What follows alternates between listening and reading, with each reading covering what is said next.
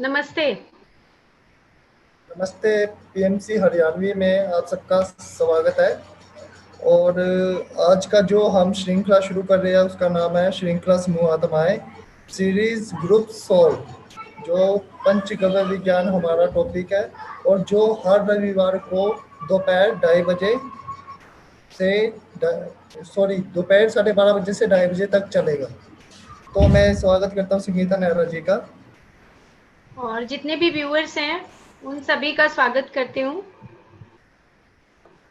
हमारे साथ 7 पार्टिसिपेंट्स हैं, तो मैं चाहूँगी कि एक बार हम जगदीश मलिक जी, हाँ जी मैम। आप कुछ बताएंगे अपने बारे में, क्योंकि एक बार हम 15 मिनट हम चर्चा कर लें कि एक दूसरे को जान लें। जी मैं डिस्ट्रिक्ट भिवानी से मैम। ओके, तो श्री कृष्ण बलियाली, श्री कृष्ण गौशाला बलियाली से। अच्छा जी, ठीक है। तो हमारा जो ये ग्रुप है, इस ग्रुप को बनाने का उद्देश्य ये था कि हम गायों को लेके या पशुओं को लेके या पक्षियों को लेके कितने अच्छे तरीके से समाज के साथ मिलके काम कर सकते हैं। तो ये उद्देश्य इसलिए है कि हम जितने भी हमारे गाय से संबंधित जो हमारी गौशालाएं हैं और गौशालाओं के साथ अन्य पशुओं के साथ भी जो काम करें उन सबको हम जोड़ें और जोड़ के एक ऐसी मुहिम शुरू करें, मतलब सारा समाज ये मानने लग जाए कि ये भी हमारे परिवार का हिस्सा है। जैसे उदाहरण के तौर पे कि अगर मान लो मेरा जो घर है, उस घर में अगर एक रसोई ना हो, या मेरा जो घर है उसमें बाहर एक छोटा सा गार्डन ना हो, सिर्फ कंक्रीट का बना हुआ हो और पौधे हैं ही ना उसमें, तो कैसा महसूस होगा? या मेरे कमरे में कोई सोफा ही नहीं है, बेड नहीं है, टेबल नहीं है, क्यों? और चारों तरफ हवा भी नहीं है, तो मैं कैसे जीऊंगी? तो कहने का मतलब ये है कि हम बिना पशुओं के, बिना पक्षियों के इस धरती पे नहीं रह सकते। ये उद्देश्य है इस ग्रुप का, ताकि हम, क्योंकि हम ही जागरूक कर सकते हैं। चिड़िया तो सकते कि भाई चलो इस पूरी धरती पे चिड़िया तोते जगाने लग जाएं, तो ऐसे तो वो तो नहीं जगा सकते। एक मनुष्य के पास ही वो शक्ति है कि जो हम एक दूसरे से जब बातें करेंगे तो पूरे समाज के अंदर एक जागरूकता आएगी। तो जैसे उदाहरण के तौर पे मैं एक पुस्तक पढ़ रही थी और उस पुस्तक का जो नाम है वो थियोसॉफिकल सोसाइटी का है, कॉजल बॉडी है उस पुस्तक का नाम। और उस पुस्तक में लिखा हुआ है कि जब हम उस पशु योनि से उस मनुष्य योनि में आते हैं, तो कुछ जो पशु हैं वो उस मनुष्य योनि के अंदर आते हैं। तो उस मनुष्य योनि के अंदर जब आएंगे तो कौन कौन से पशु हैं? 7 तरह के पशु बताए हैं कि जैसे हमारा सोलर परिवार है, सूर्य मंडल के परिवार में हम आते हैं। धरती हमारा सूर्य मंडल का एक परिवार है। इसी तरह हमारे चारों तरफ जो पशु हैं, जैसे कुत्ता है, बिल्ली है, घोड़ा है, हाथी है, गाय है, बैल है, ये सब हमारे जो चारों तरफ जो पशु हैं वो ही आगे आने वाले समय में उस मनुष्य योनि के अंदर आते हैं। लेकिन हम क्या करते हैं, जो आज का समाज का जो अगर हम देखें चारों तरफ समाज में, तो समाज में हम क्या देखते हैं कि हम बैल को नहीं चाहते। हम चाहते हैं कि ये नंदी होने नहीं चाहिए, ये पैदा नहीं होने चाहिए। हम क्या चाहते हैं कि ये गायें भी सड़कों पे घूम रही हैं, बस हमें एक अच्छा दूध मिल जाए, अच्छा दही मिल जाए, अच्छा पनीर मिल जाए, लेकिन गाय के साथ क्या बर्ताव होगा वो नहीं पता है। बैल को हम नहीं चाहते हैं। तो इसी बात की चर्चा हम यहाँ पे करना चाहते हैं आप सबके साथ मिलके, ताकि हमारा समाज उस जो एक सूक्ष्म कड़ी है उस पशु के और मनुष्य के बीच में, वो फिर से जुड़ जाए। जब तक वो नहीं जुड़ेगी, जब तक हम लोगों को जागरूक नहीं करेंगे, तब तक वो जुड़ भी नहीं पाएंगे। तो कहने का मतलब इतना ही है कि हम ये जानने लग जाएं कि हम उस पशु पक्षियों के और मनुष्य के बीच की कड़ी को कैसे जोड़ें, क्योंकि ये हमारे पास एक बड़ा अच्छा प्लेटफॉर्म है कि जहाँ पर हम घर पे बैठे हुए दूसरों के साथ जुड़ के इस समाज में एक अच्छा काम कर सकते हैं, और इसी को बोलते हैं कि हम लोक कल्याण का काम करें। क्योंकि इंसान जो है अपने परिवार के लिए तो सभी जीते हैं, अपने लिए खुद भी खाना खाते हैं, लेकिन उससे भी हमें संतुष्टि तो नहीं मिलती।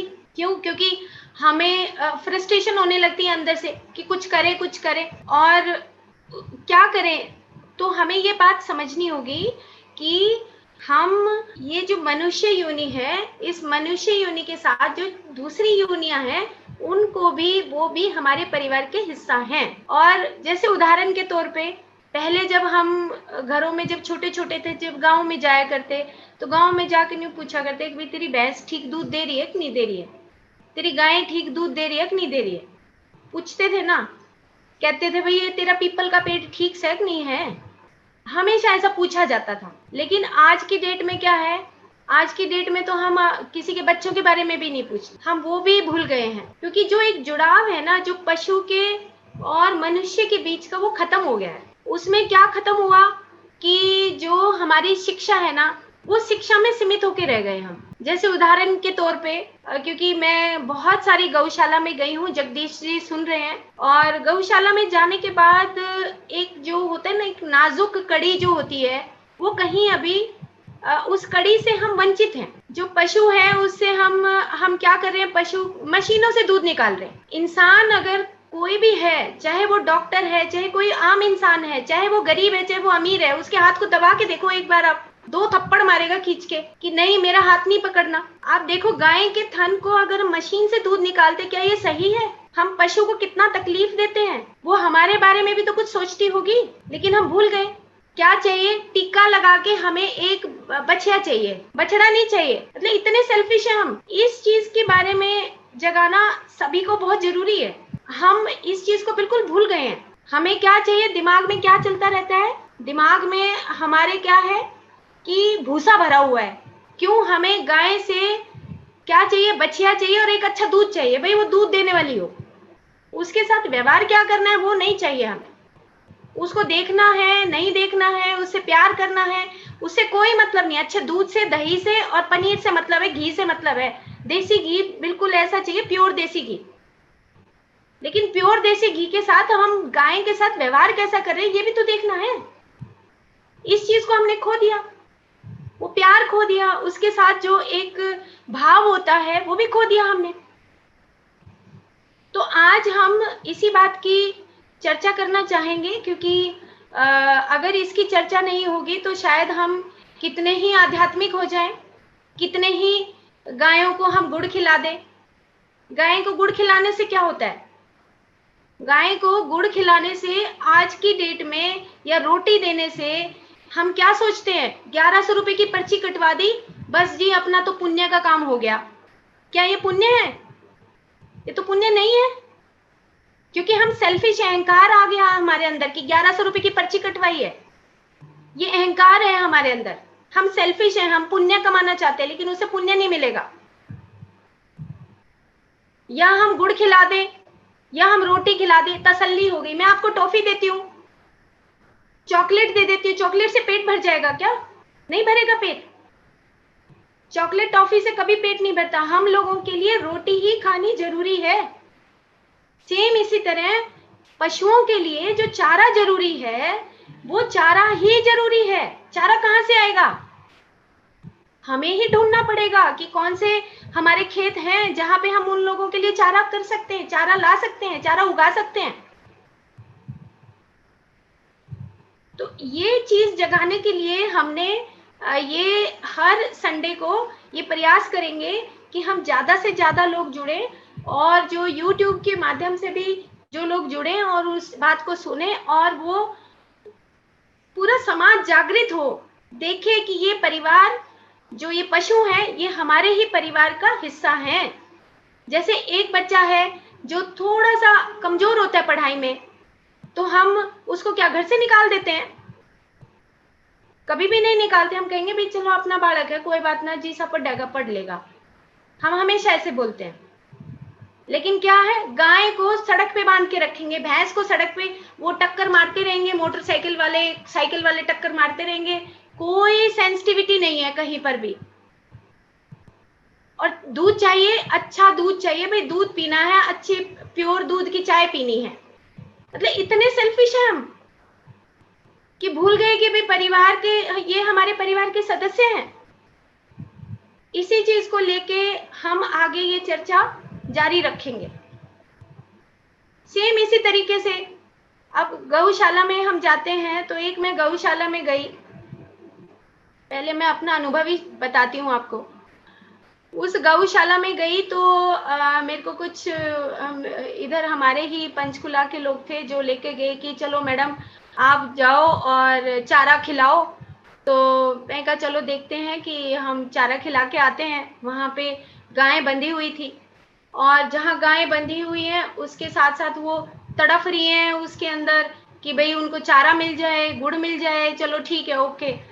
उसके बाद वहाँ पे एक सिस्टम लगा हुआ था कि जिसमें से घी निकालने का, और पूरा गाय नंबर वाइज जा रही थी और मशीन लगी हुई थी, उसमें से दूध उसको मशीनों के ऊपर, थनों के ऊपर वो मशीन लगा रखी थी और उसमें से वो दूध निकाल रहे थे। बांस आ रही थी वहां पे, बहुत बदबू आ रही थी, कोई सफाई नहीं थी वहां पर। लेकिन वही चीज तैयार होके हमारे डब्बों में बंद होके हम उसको खाते हैं और आंखों से पानी निकल रहा है, रो रही है वो।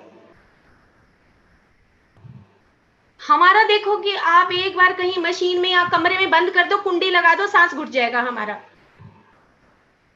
ये चीज सेंसिटिविटी हमारे समाज में आनी चाहिए, क्योंकि ये हमारे परिवार का हिस्सा है और इन्हीं से ही, पशु योनि से ही मनुष्य योनि में कदम रखना है इन्होंने।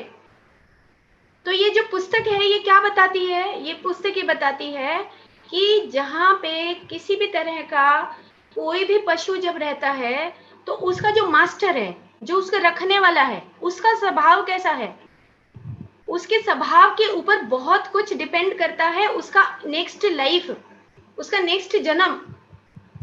अगर एक पशु से मनुष्य योनि में आता है तो मनुष्य का ही प्रभाव पड़ता है उसके ऊपर। लेकिन हम ये भूल गए, कहेंगे भी गाय तो मारनी है, भैंस तो मारनी है, ऐसे बोलते हैं। कहां से, क्यों? ये मनुष्य ऐसा है, क्रोधी है, ये तो कहां से आए? क्योंकि हम ही गाय को मार रहे हैं, हम ही गाय को पीट रहे हैं, हम ही गाय को ढंग से बिहेव नहीं करते।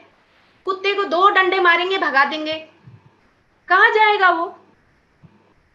पंचकुला में जहां पे मैं रहती हूँ उस पूरी सड़क पे बंदर बैठे रहते हैं।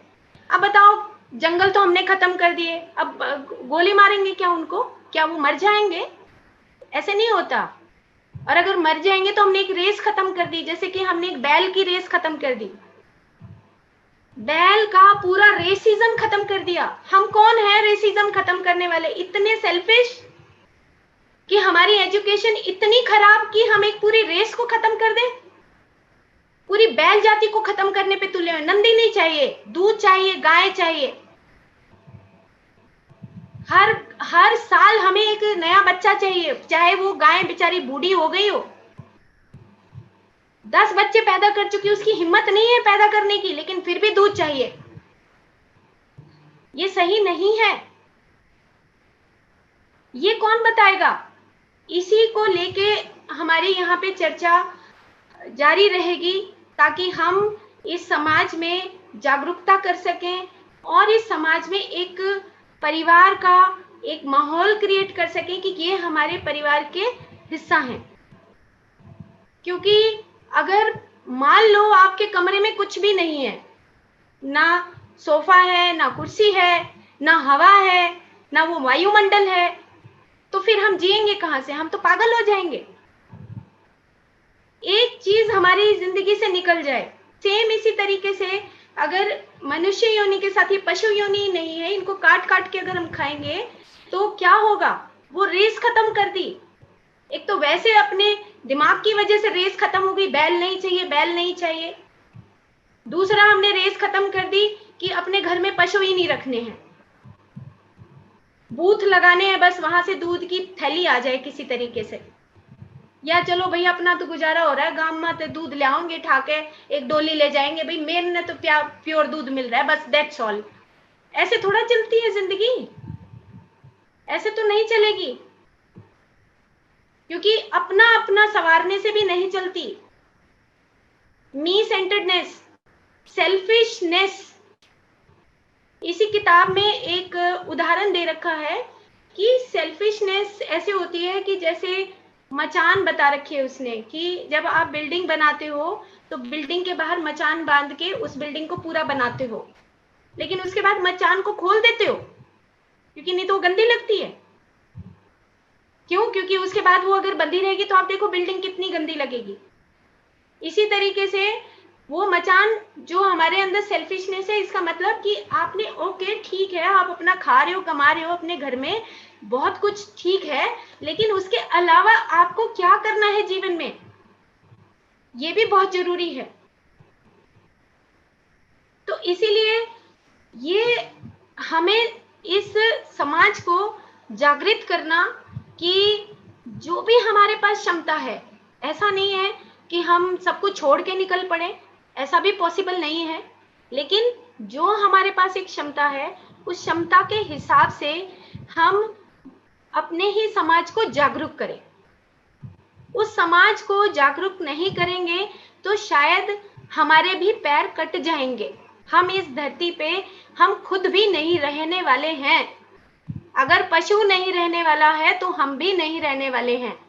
और अगर पशु के साथ हमारे मास्टर का, हमारा जो स्वामी है, जो उसका रखवाला है, उसका व्यवहार खुद का अच्छा नहीं है, तो वो साथ में रहने वाला पशु भी वैसा ही बनेगा। और वो पशु फिर नेक्स्ट लाइफ में जब अपने उस मनुष्य योनि में जाएगा तो उसका स्वभाव भी वैसा ही होगा। ये विज्ञान की बात है, कोई सिंपल एक कहानी नहीं है, ये एक विज्ञान है। लेकिन हम क्या करते हैं, ठीक है कुत्ता है, रखवाली कर रहा है, बस ठीक है। मतलब इतने सेल्फिश हैं कि रखवाली के लिए हम 2 रोटी खिलाते हैं उसको, प्यार नहीं कर सकते। तो ये प्यार नाम की चीज तो है ही नहीं कहीं पर।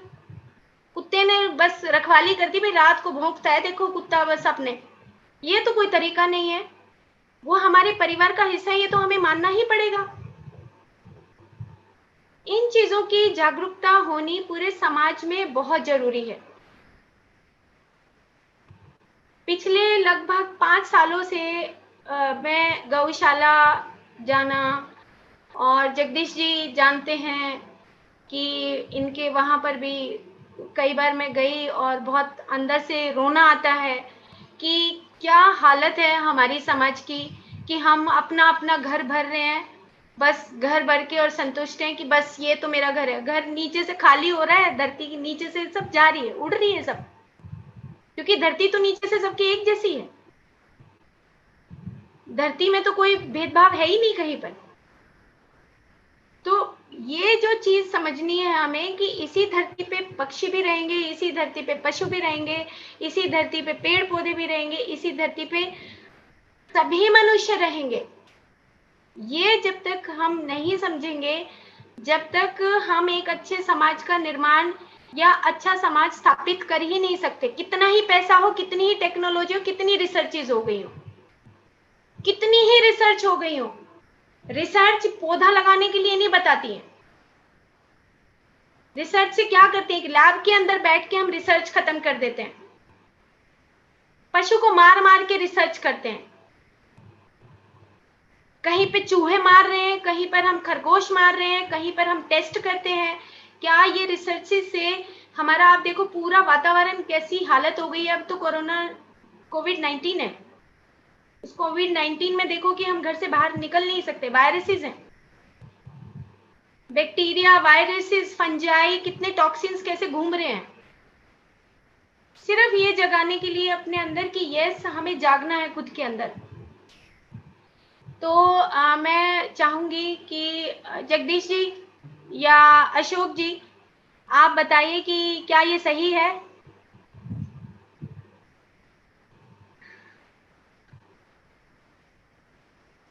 अशोक जी आप सुन रहे हैं? हाँ जी मैम। हाँ जी, तो आप बताइए कि और आगे हमें कैसे चलना है, कुछ आप साझा करिए, आप अपने विचार। ये तो जो पशु पक्षियों को संभालने की, पहले जैसे हमारा समाज दाना वगैरह डाल कबूतरों को डाल देते थे, या आज सब कुछ पीछे रह गया है। कोई दुनिया इतनी स्वार्थी होगी, सेल्फिश। आपने बताया कि एक हम अपने समाज को एक बस अपने तक सीमित रख चुके हैं। स्पेशल पहले बाजरा मोल लेके, जिसके पास बाजरा नहीं होता था वो भी मोल लेके भाई मैंने दाने पशु पक्षियों को डालने हैं, वो लेता था। लेकिन आज ऐसा गांव में ही नहीं दिख रहा, शहरों में तो लगभग पता नहीं होगा। लेकिन गौशालाओं के अंदर भी गाय हैं तो उनके लिए अपने जो ऑफिस बना लेते हैं उनमें तो हम अपना एसी भी लगवा लेंगे, इन्वर्टर भी कनेक्शन भी लगवा लेंगे। लेकिन जो गाय जहाँ बनती है वहां पे उनके लिए कोई छत पे पंखे होंगे तो देखे नहीं होंगे भाई कितने साल से वो उनमें ठीक भी चल रहे हैं कि नहीं चल रहे हैं। तो इस तरह से व्यवस्थाएं बहुत काफी जो है ना, हम सेल्फिश हो गए हैं, सिर्फ चंदा मांगने तक और इन कामों में लगे रहेंगे भाई ये कर लो अपना।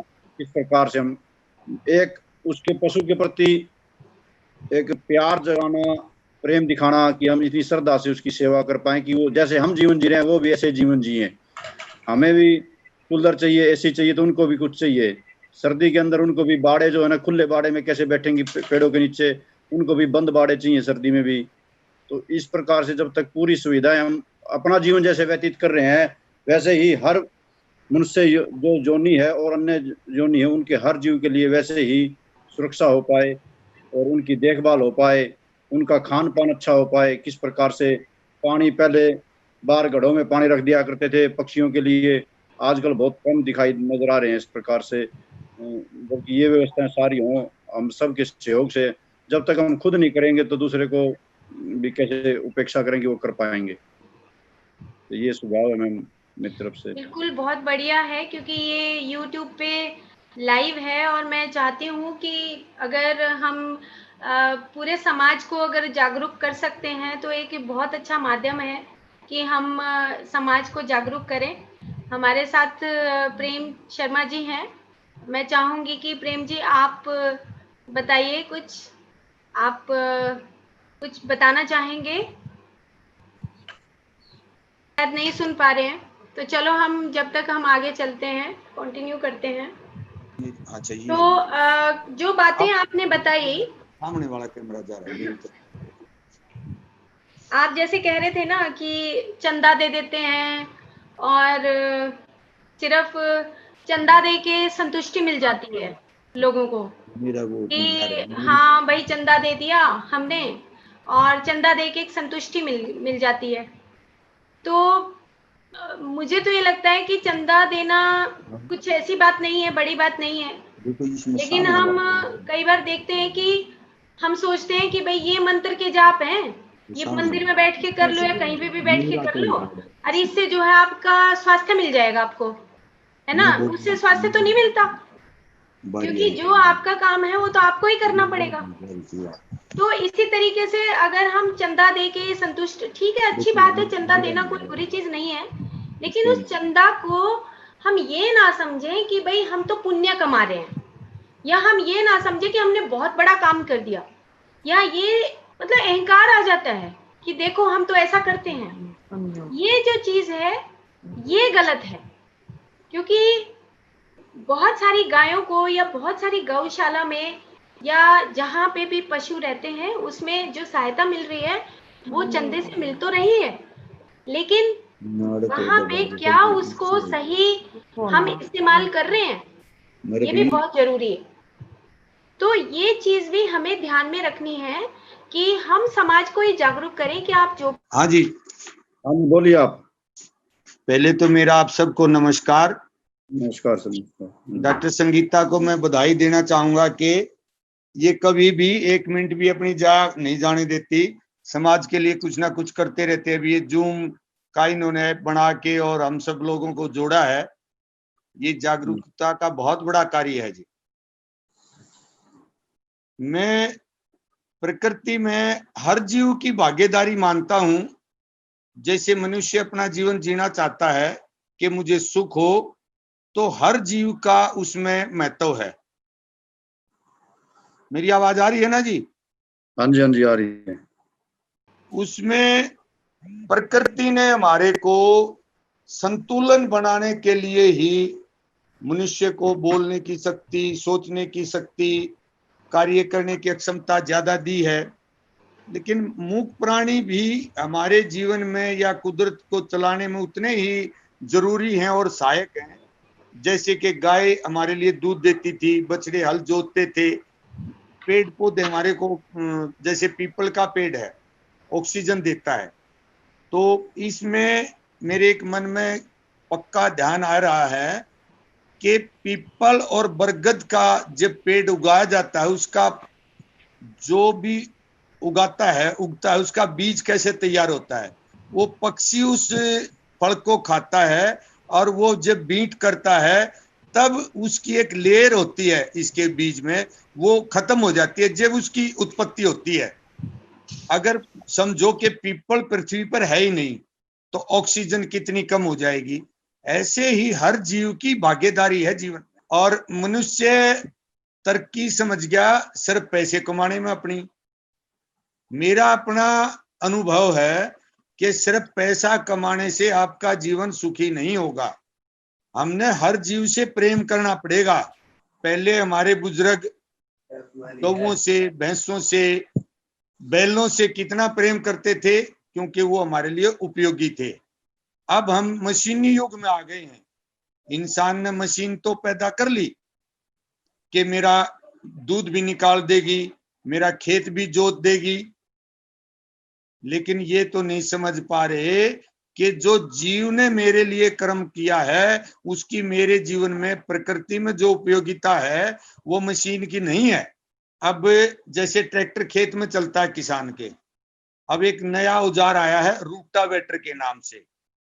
अगर उसको आप खेत में जोतोगे, उससे खेत की जुताई करोगे, वो किसान के जो मित्र जीवाणु हैं पृथ्वी पे, किसान के खेत में जो अच्छी फसल उगाने में मदद करते हैं हमारी, वो इतने मर जाते हैं कि उसमें बहुत ज्यादा हानि हो जाती है। इंसान ने तरक्की की। मैं अपने हिंदुस्तान की 2 नारे लगाए थे वैज्ञानिकों ने, हरित क्रांति लाएंगे, सफेद क्रांति लाएंगे, लेकिन उन्होंने ये तो नहीं देखा, उन्होंने इतना तो ज्ञान नहीं हुआ विज्ञान में। उन्होंने रिसर्च की, खाद ले आए, यूरिया ले आए, पेस्टिसाइड ले आए, लेकिन पेस्टिसाइड से हमारे जो मित्र जीवाणु केंचुआ जिसको बोलते हैं वो मर गया। आहिस्ता आहिस्ता जीवन में जहर आने लग गया। अब हमारे फ्लड आने लग गए। जमीन में नीचे तो पानी नहीं है और ऊपर चूहा आ गया। उसका केंचुआ मरना सबसे गलत है, क्योंकि केंचुआ सुबह से शाम तक लगा ही रहता है, नीचे तक जाता, ऊपर आता। उस छेदों से हमारा जो बरसात का पानी था वो जमीन में एकत्रित होता, उससे हमारे ट्यूबवेल, कुएं आते। ये चीजें सब संतुलन बनाने के लिए अगर हम जीवन सुखी जीना चाहते हैं तो हर जीव को उसका हक इंसान ने देना ही पड़ेगा। ये बातें किसी किसी को समझ में आती हैं, ऐसा नहीं है कि किसी को भी समझ में नहीं आती। बहुत लोग हैं, लेकिन कम है वो जितनी जनसंख्या है पृथ्वी पे आदमियों की, उसके हिसाब से इस तरफ बहुत कम लोग सोच रहे हैं। मोड़ तो आ गया। गौ माता को हम माता कहते हैं, कहते गौ का दूध हमारे जीवन में अमृत है। लेकिन मेरा अपना मानना है उस अमृत को हम उस टाइम जहर में बदल लेते हैं जब उस गौ को सारा दिन एक खूंटे पे बांधे रहते हैं। आधे टाइम वो प्यासी रह जाती है, टाइम पे पानी नहीं मिलता, उसको अच्छा संतुलित आहार नहीं मिलता, और जब वो दूध निकालते हैं, दूध कम देती है तो इसका ऑक्सीटोसिन इंजेक्शन लगा दो। मेरी अपनी सोच कहती है जो टीके का दूध पीते थे, ये डॉक्टर संगीता अच्छे से समझ सकती हैं इस बात को, जो बच्चों में टाइम अबॉर्शन होने लगे ना लेडीज में, ये मेरी अपनी सोच है, मतलब साइंस नहीं, मैं रिसर्च नहीं की, कि उस भैंस का दूध पिया, वही दूध का हार्मोन्स का असर आपके शरीर में भी आता है। एग्जाम्पल के तौर पे कहते थे भाई भैंस को बिनोला खिलाओगे तो घी अच्छा निकलेगा।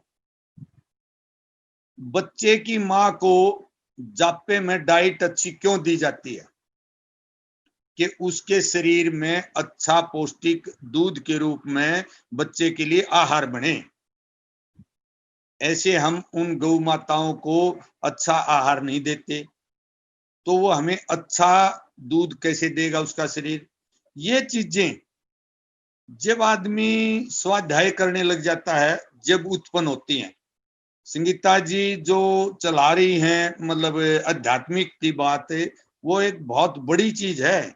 जो आदमी ध्यान नहीं लगाता उसमें अच्छे विचारों की उत्पत्ति नहीं होती, क्योंकि वो सिर्फ सारा दिन काम करके अपनी इच्छाएं बढ़ाता रहता है।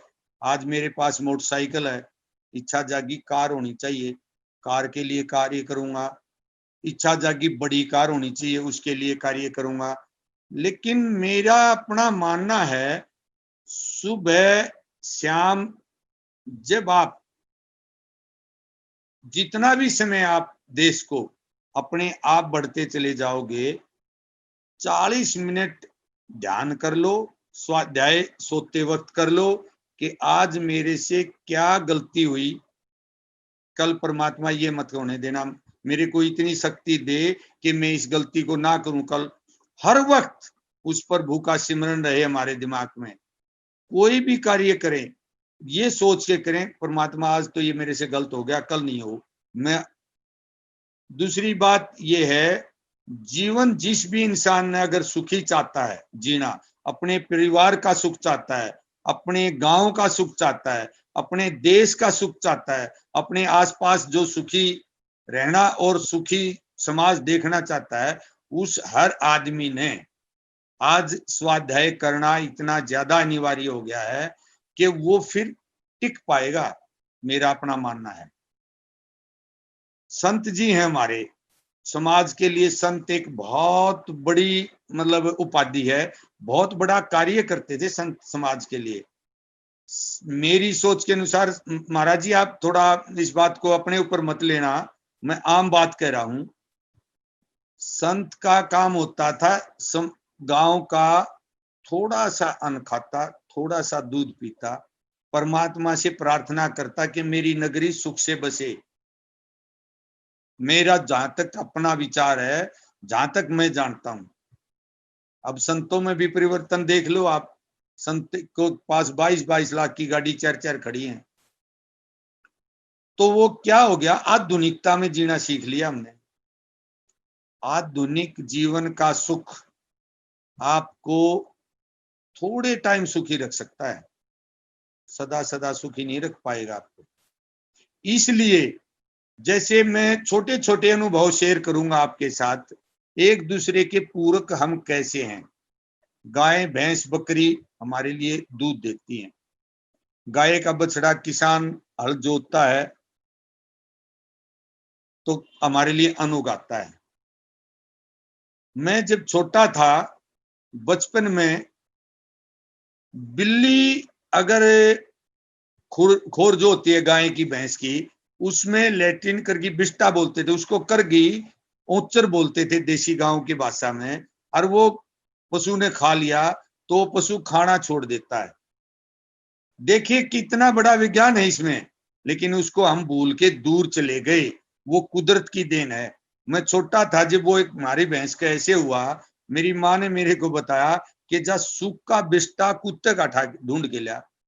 भाई कुत्ते का सूखा बिस्टा मतलब कुत्ते की सूखी हुई लैट्रिन, और उसको आंच पे रख के धूमनी दे दे उसकी। मेरे को इतना अचंभा हो रहा है उस बात का, आज तक कोई दवाई नहीं, कोई और कुछ नहीं, उसकी महक से ही उसको, उसकी वो जो अंदर उसके जो भी हुआ होगा साइड इफेक्ट, उसने खाना छोड़ दिया, वो भैंस खाने लगी। हम भूल गए जो कुदरत ने एक दूसरे के साथ हमें जीने के लिए पूरक बनाया है, उन चीजों को। जब तक हमारी वो चीजें सारी समझ में नहीं आएंगी, मैं चाहता तो सुख हूं, लेकिन कर्म सुख के करूंगा जब भी तो सुख होगा। अब गौशालाओं में मैं भी थोड़ा सी सेवा का टाइम निकालता हूं अपने जीवन में। भाई हम हर एक, डॉक्टर संगीता ने या आप लोगों ने देखा है, पशुओं को रोड पर से एक्सीडेंट को उठा के लाते हैं। उनको जब हाथ फेरोगे ना, या उसको सहलाओगे या उसको दवाई लगाओगे, जब उसको चैन मिलेगा, कभी आप उस टाइम उस जीव की आंखों में झांक के देखना, आपको अनुभव होगा कि वो आपका कितना मन से धन्यवाद कर रहा है, कितनी दुआ मिल रही है आपको उस जीव की। कभी तो कहते थे, एक दिन पहले ही एक प्रोग्राम में डॉक्टर संगीता ने बताया था कि ऋषि श्राप देते थे, वो प्रक्रिया भी अच्छी नहीं थी। उन्होंने श्राप की शक्ति अपनी तपस्या से मिली और दुआ भी मिलती है। लेकिन मैं तो आप लोगों को इतना ही कहना चाहूंगा कि कभी भी हम ऐसा कोई कर्म ना करें जीवन में जिससे कोई हमें श्राप दे। अब हम उसको बद्दुआ कहने लग गए। दुआएं काम करती हैं दवा से भी ज्यादा, ये कोई अनुभव करेगा जीवन में। कई बार हम संयम खो बैठते हैं। मैंने तो 3 साल हो गए सेवा करते हुए, मेरा तो कुछ नहीं हुआ। मैं एक बार एक पंडित जी के पास भेज दिया किसी ने, वैसे मैं इन बातों को मानता नहीं था, तो उस पंडित जी ने मेरा इतना बढ़िया अनुभव करा दिया, मेरा इतना बढ़िया मतलब एक दिमाग में एक बात डाल दी कि भाई हम कटवाते हैं टाइम आदमी का। मैं कहूंगा कि आपका ढैया चल रहा है। माँ जी ढैया क्या होता है? बोला 2.5 साल की करड़ाई है आपकी। आप क्या करो, पीपल को जोत लगाओ और उसमें पानी डालो, धागा बांध के आओ, डोक लगा के आओ, 2.5 साल तक आपका समय ठीक हो जाएगा, आपका सब सुख आ जाएगा। तो वो कर्म के फल का 2.5 साल का समय होता है, या किसी का 1 साल का है, किसी का 6 महीने का है। जब आपका कर्म का फल का बदली होने का टाइम आएगा तो आपका सुख हो गया। तो हम क्या करते हैं, आप कहते हैं ना सत नहीं जीवे सारे जीजा, हम तो भाई उसके सारे जीवन बितवाते हैं, टाइम कटवाते हैं आप लोगों का।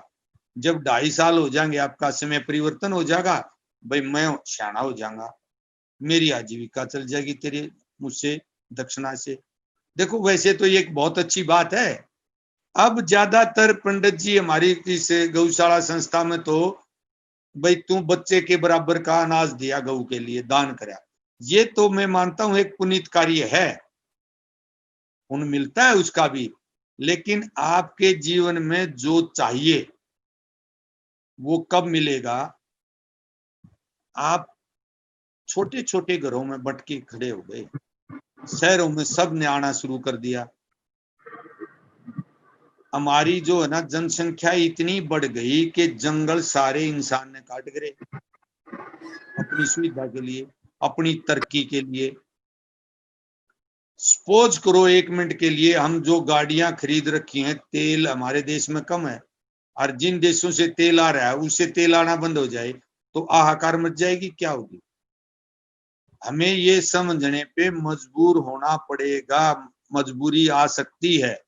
जैसे अब कोरोना महामारी आई, पता नहीं क्यों मेरा इस सेवा ने इतना मनोबल बढ़ा रखा है। हमारी संस्था की जो टीम है, कर्मचारी हैं या स्वयं सेवक हैं, उन्होंने एक दिन भी सेवा का कार्य नहीं छोड़ा। हमारे पास जहां से भी जो भी सूचना आई, हमने सीवर में से भी बछड़ी निकाले, कुएं में से भी गाय निकाली, दलदल में से भी निकाली, बीमार को भी लाए। लेकिन हमारी उस सेवा के माध्यम से कहिए उस प्रभु की कृपा इतनी है, हमारे आसपास भी बीमारी नहीं आई है। वायरस कहां से, कोई तो कहता है ये चमगादड़ की उससे आया है, कोई कुछ कहता है। देखिए हर प्रकृति की एक आधी बात मैं आपको प्रैक्टिकल बताऊंगा, आप शायद उस बात को जानते ना जानते। भेड़ काटती है हमारे को, बहुत पेन होता है, हम उसको बिल्कुल खुश नहीं है देख के। मधुमक्खी का तो सबने पता है कि शहद देती है, शहद हमारी सेहत के लिए कितना लाभकारी है। जो पीली भेड़ बोलते हैं, जिसको पीली होती है, वो जो छत्ता बनाती है ना, आप स्वयं करके देख लेना। मैं बचपन में मेरे शरीर के ऊपर मेरी ताई लगती थी, उसने अनुभव करा था, उन्होंने पता था, अनुभव नहीं किया था।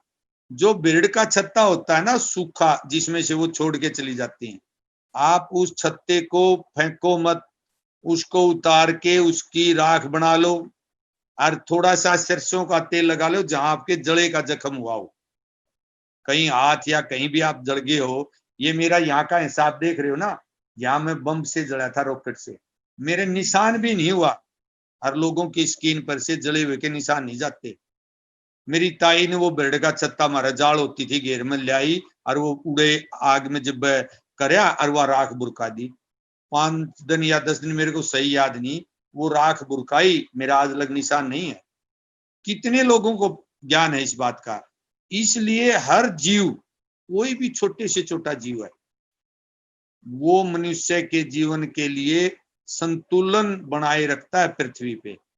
लेकिन उनका हम ज्ञान भूल गए अब, कि हमारे लिए कौन सा जीव किस रूप में लाभकारी है। ऐसे ही मकड़ी जाला बनाती है, जाले को उतार दो फटाफट, लेकिन उस जाले का भी ऐसे ही उपयोग है, वो जख्म को इतना जल्दी भरता है। मैं ये चीजें अनुभव करता रहता हूं कई बार, और मुझे रिजल्ट मिले हैं। इस चैनल के माध्यम से हम ज्यादा से ज्यादा लोगों को जोड़ें कि जंगल भी इतने ही जरूरी हैं जितना मेरे लिए रोटी खानी जरूरी है। हर जीव, एक गौ माता या भैंस बैल ये ही जरूरी नहीं है, हर जीव आपके जीवन में उतना ही जरूरी है। मैं आपको आती रहती हैं ये बातें, जब आप स्वाध्याय करोगे ना और थोड़ा सा ध्यान में बैठ के इन बातों को सोचने लगोगे कि पृथ्वी पे जैसा मेरा अधिकार जीना का है, हर जीव का है। मैं मेरी रिश्तेदारी में गया हुआ था, उन्होंने भैंस का एक वो बना रखा बरामदा, उसमें टाटी लगा के प्राण लगा रखी। मैं वहां बैठा देख रहा हूं, तो उसमें एक चिड़िया ने घोंसला बना रखा है। उस चिड़िया के घोंसले से मैंने शिक्षा ली कि मैं अब कहीं गाय का और इनका ये बनाऊंगा सारी चीजें, तो मैं पक्की छत नहीं करूंगा परमात्मा, मैं भी ऐसे ही बनाऊंगा कि एक चिड़िया घोंसला बना के जी रही है उसी आश्रय में। जो मैंने बनाया तो अपने लिए था या मेरे गाय भैंस के लिए बनाया था। ऐसे जीवन जब हम जीना सीख लेंगे, सही मायने में सुखी जीवन जब ही जी पाएंगे। ये आप इस चैनल के माध्यम से इतनी बड़ी शिक्षा देने का काम कर रहे हो, और मैं आप सब लोगों से प्रार्थना करता हूं कि आप करके देखिए, करवाइए मत, खुद करिए इस अनुभव को। डॉक्टर संगीता कहेगी कि मेरी बात ज्यादा कर रहे हो, डॉक्टर संगीता से पूछो। मेरे को पता है, एक गौशाला में एक बछड़े को जन्म दिया एक गाय ने, और वो उसकी माँ गुजर गई उसी टाइम। वो कार में बिठा के डॉक्टर संगीता अपने घर में अब तक रख रही है। मेरे ख्याल वो 2 साल से ऊपर का बछड़ा हो गया। ऐसे जीवन जियोगे तो आप, कहते हैं ना, मैंने किसी से सुना है कि ऋषि मुनियों ने राजा रामचंद्र जी का जन्म दशरथ जी के घर में कैसे हुआ। उनके बुजुर्गों ने, राजा दिलीप और की बड़ी पीढ़ी ने, कहते हैं कि ऋषि से सवाल किया। ऋषि ऐसे तपस्या करके ज्ञान प्राप्त करते थे, खुद अनुभव करते थे कि भाई ऐसा कोई कार्य बताओ आप हमें कि हमारे कुल का सदा सदा के लिए नाम हो जाए। तो बताते हैं, उनके पूर्वजों को ऋषि जियों ने कहा कि सुबह गौ जंगल में लेके जाओ, और गो धूली का टाइम बोलते, जब दिन छिपने से पहले गौएं घर को आती है ना, वो धूल उठती है, उसकी एक अलग ही महक होती है। मैं पाली रहा हूं बचपन में, मैंने चराई है गौ, उसकी एक अलग ही महक होती है। वो कभी आप अनुभव करके देखना, आपको एक अलग ही आनंद आएगा। परफ्यूम में और आपके उसमें नहीं आएगा वो आनंद। कितनी महक लेना जानते हो आप। तो 2 पीढ़ी तक राजा होते हुए गौ चराई थी। जब अवतार हुए थे रामचंद्र जी, उनके घर उसमें कुल में सदा सदा के लिए नाम हो गया। राजा जनक जी राजा होते हुए हल जोत के अपना अन्न उगा के, सुनी है हमने, राजा होते हुए जब अपना हल जोत के अन्न उगाते थे और राजकोष में से मतलब नहीं लेते थे अपना खर्चा, ये था सात्विक जीवन। इसलिए था सतयुग या द्वापरयुग, कौन से युग में है मुझे नहीं पता। अगर आज भी मेरा अपना मानना है, आज भी हम सही कर्म करने की शिक्षा ले लें और अपने अंदर खुद झाकेंगे ना, अपना स्वाध्याय करेंगे कि आज मैंने अच्छा अनुभव, किसी को दूसरे जीव को सुख दे के देखो आप।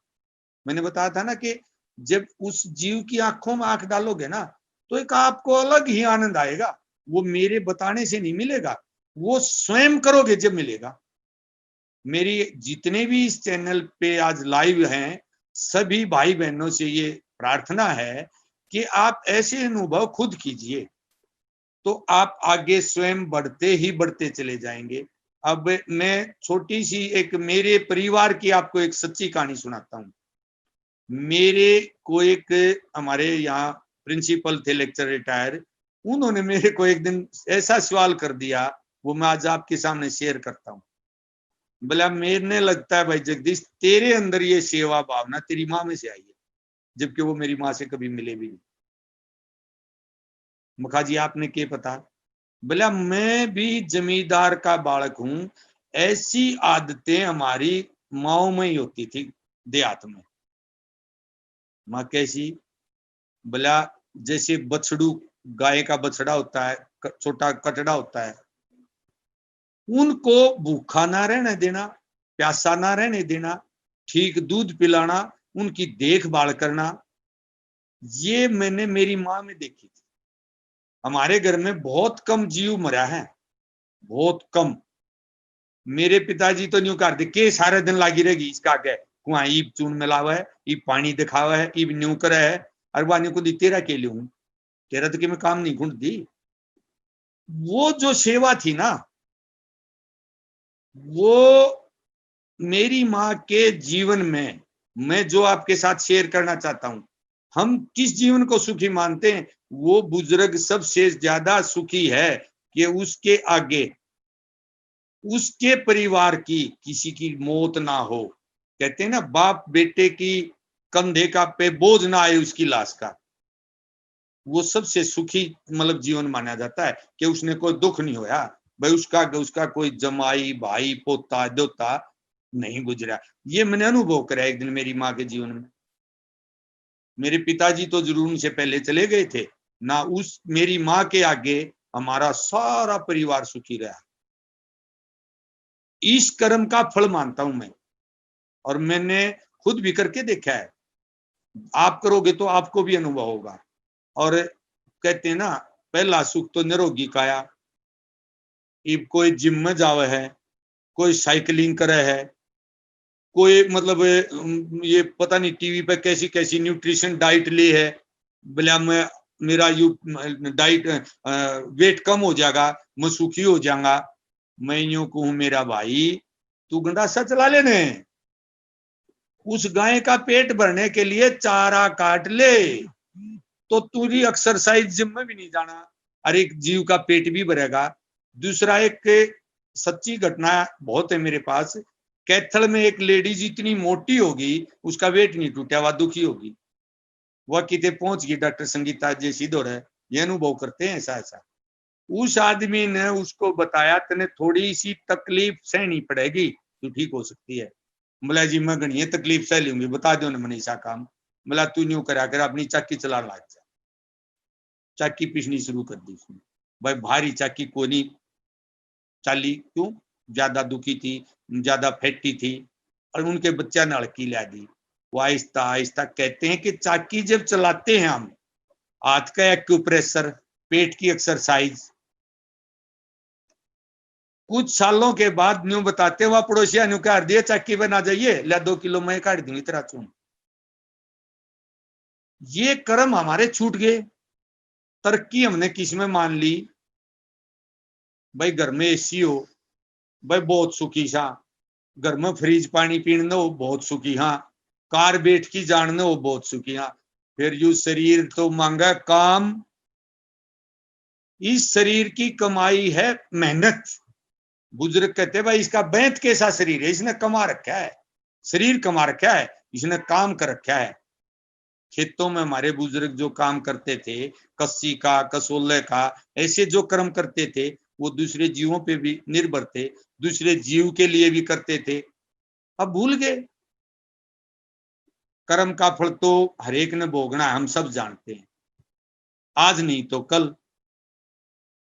कोई भी जीव है, कई बार आपने देखा होगा आपके घर में कोई भी पशु है, एक पशु तो मरखना होगा, अरे कितना शुद्ध होगा, वो मारे ना किसी बालक है, उसका बालक भी तड़क हो लकड़ जाएंगे।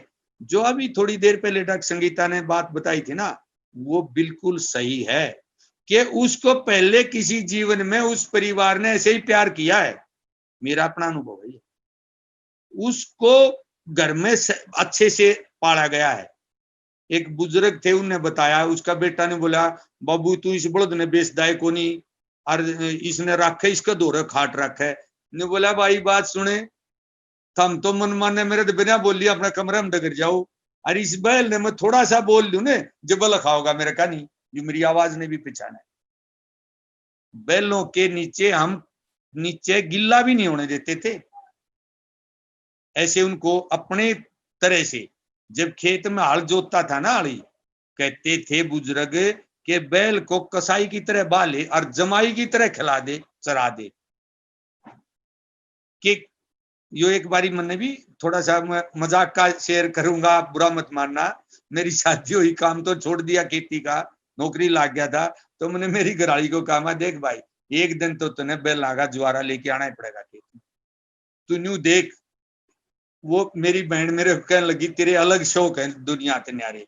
मगा भैया एक न्यारी ये चीज है, गांव के दौड़ा खेत में लिया ये, वह दामन पैर के सिर पर टोकरा दाना उसमें और बेल आकार मेरी रोटी लेके गई।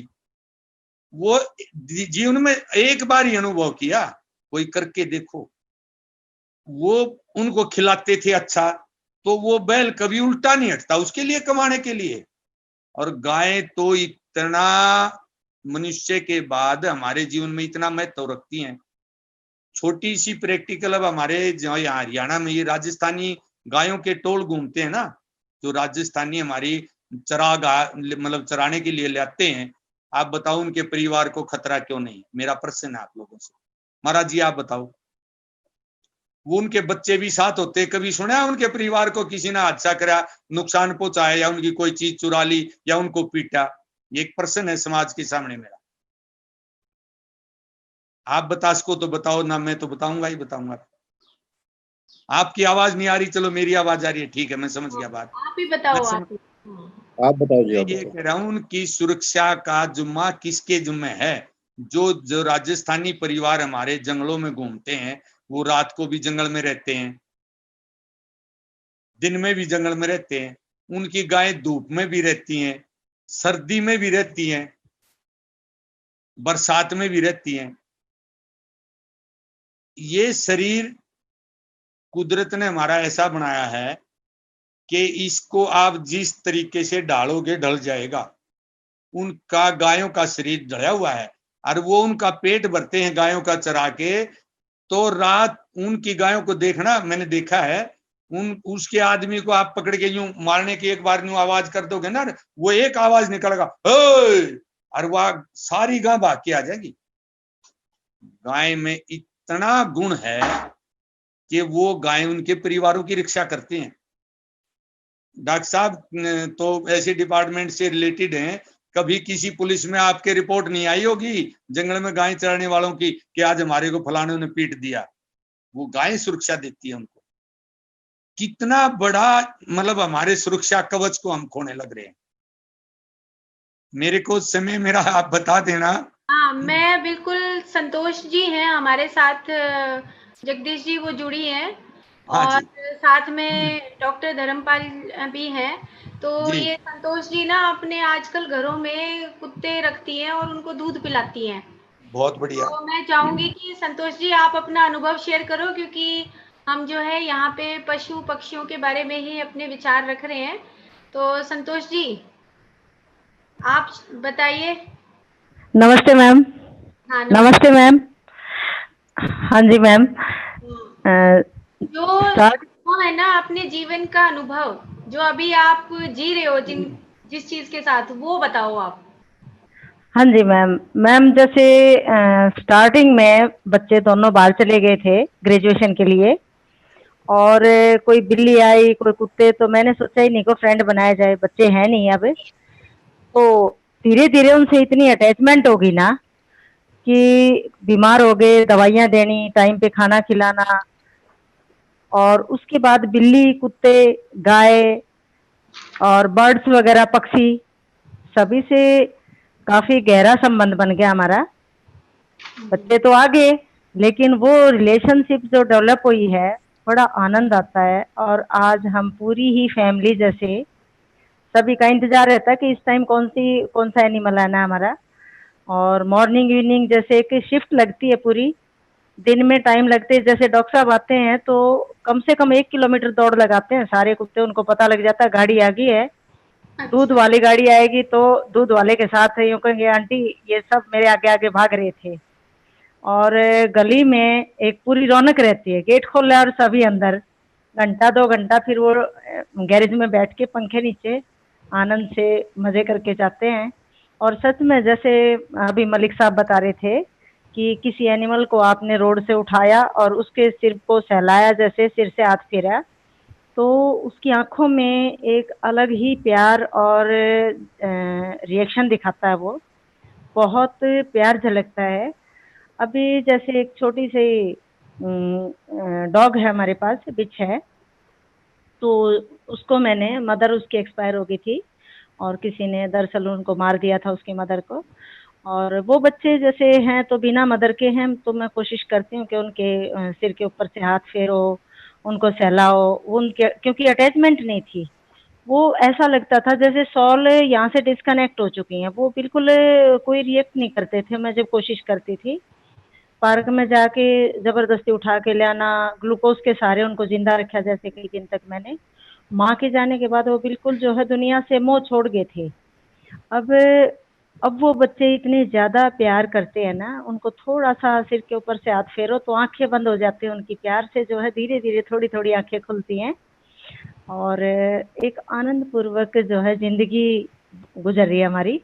पीछे बिल्ली होती है, आगे कुत्ते होते हैं, ऊपर पक्षी होते हैं, गली में गाय खागड़ होती है। तो अब देखो थोड़ी सार्थक समस्याएं जीवन हमारे। जी रहे हैं आप, सार्थक जीवन जी रहे हैं। हाँ जी सर, मलिक साहब बहुत मजा आ गया जिंदगी में, और लगता है रिटायरमेंट के बाद हम आपके पास ही आ जाएंगे। मलिक साहब के मेरा पास अपने सौभाग्य हो। एनिमल। सच में ये सच्चे मित्र हैं। मतलब कोई इनमें पॉलिटिक्स नहीं है, कहीं दिखावा नहीं है। जब एक सच्चे मित्र की आपको जरूरत है तो एनिमल्स के पास चले जाइए आप। अच्छी मित्रता अगर आपको पानी है तो उनके पास ही मिलेगी। कोई इंसान के पास खड़े होते हैं ना तो वेस्टेज ऑफ टाइम लगता है, और एनिमल्स के पास आपने अगर 15 मिनट भी बिताई तो फ्रेश हो जाते हैं। मेरे बेटा बेटी हैं जैसे, उनको भी इन्हीं चीज़ों में मजा आता है। और जब भी वो पढ़ के और बीच में जाते हैं तो आंगन में 5-4 कुत्ते काते जब बैठे हुए हैं, मेरी बेटी उनको किसी को कुछ खिलाएगी, किसी को पानी पिलाएगी, तो यूँ कहती मम्मी फ्रेश हो जाते हैं बिल्कुल, बड़ा मजा आता है इनके साथ। तो ये तो मतलब जिंदगी को एक नया मोड़ दे दिया। हमने नहीं सोचा था कि इतना चेंज आएगा। हमने तो दरअसल ये सोचा था कि चलो कहीं कम्युनिकेशन डेवलप करते हैं, टाइम भी है, इसको यूटिलाइज करते हैं, कोई कुत्ता बीमार है, चलो वैसे ही लगे थे हम, वैसे ज्यादा वो नहीं था। लेकिन फिर ये इतना स्ट्रॉन्ग बॉन्डिंग बन गया है, कुत्ते बिल्ली गां खागड़, अब ये तो कोई डॉक्टर भी। साहब का वेटनरी डॉक्टर होने का फल है आपको। बस हाँ, जी मलिक साहब, लेंगे। मैं ये डॉक्टर सोच, साहब जो वेटनरी का काम परमात्मा ने उनको वेटनरी डॉक्टर बनाया, उसका फल है ये आपके लिए। अच्छा ना कोई नफरत आती जी हमें, तो गली में से यूँ सफाई कराऊंगी उनकी, कोई पड़ोसी कहेगा तो भाई देखो कुछ नहीं, इनको क्या पता थोड़ी है, रिक्वेस्ट करके अपना गुजारा कर रहे हैं जी। कई बार दिक्कत भी बड़ी आती है एनिमल्स के साथ। कई बार तो इतनी दिक्कत आ जाती है कि पूछो मत। अब पीछे तो एक बार ऐसे जबरदस्त युद्ध हो गया था यहाँ पे, पड़ोस में बड़ी मुश्किल से पीछा छुड़ा। डॉक्टर साहब भी कहने लग जाते हैं पंगे ले लेती है तो। और ये मैडम ने ऐसा ध्यान सिखाया कि मतलब पूछो मत, मैं जबान पे कहने लगी सब कुछ, नहीं तो पहले मैं बोलती नहीं थी, अब चैलेंज ले लेती हूँ फटाक से।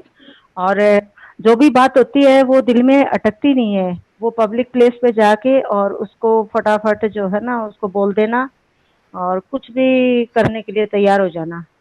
वो मतलब देखो दिक्कत तो आती है थोड़ी बहुत, लेकिन सब ठीक ठाक हो गया अब तो। नहीं, और थैंक यू वास्तव में संतोष मैडम। हाँ साथ जी में मैम। डॉक्टर साहब भी जुड़े हुए हैं, डॉक्टर साहब का भी दिल कर रहा होगा कि भाई मैं भी कुछ वो दूसरे रूम में है मैम, मैं तो अपना चार्जिंग में लगा रही हूँ हाँ, मोबाइल। हाँ जी बिल्कुल मैम। हाँ जी डॉक्टर हाँ जी धर्म ओके मैम। हाँ ओके मैम, नमस्ते जी। थैंक यू नमस्ते। डॉक्टर धर्मपाल,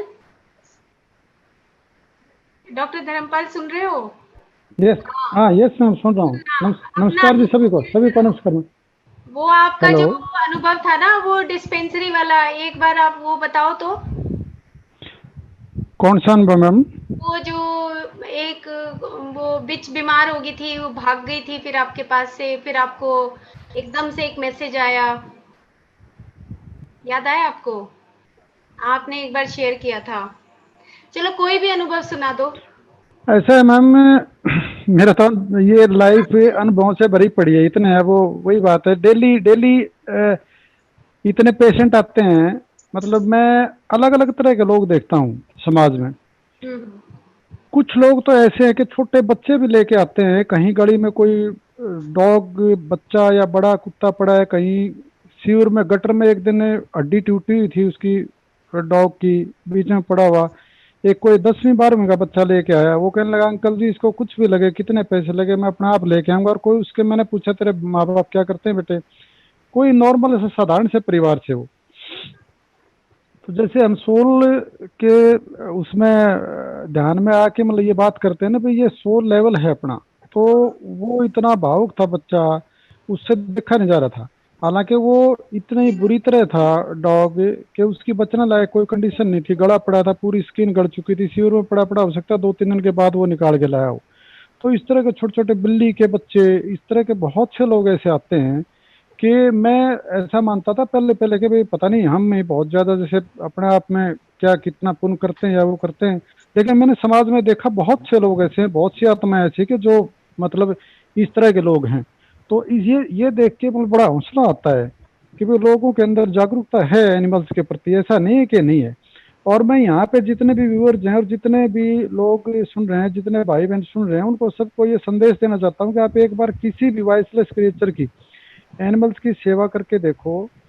कोई बीमार है तो उसको दवाई दे के देखो या दवाई दिलवा के देखो, भूखे को कुछ खिला के देखो। मैं कहता हूँ कोई आपकी दवाइयाँ चल रही हों, कोई मेंटली आप डिस्टर्ब हो, तो वो अपने आप ही आपका समाधान हो जाएगा। आपके अंदर जो वो शांति मिलेगी और जो संतुष्टि मिलेगी ना, वो उसका कोई शब्दों में आप उसको बयां कर ही नहीं सकते। मैं कहता हूँ यहाँ चैनल पे भी नहीं कर सकते हो, वो बहुत ही अलग चीज है।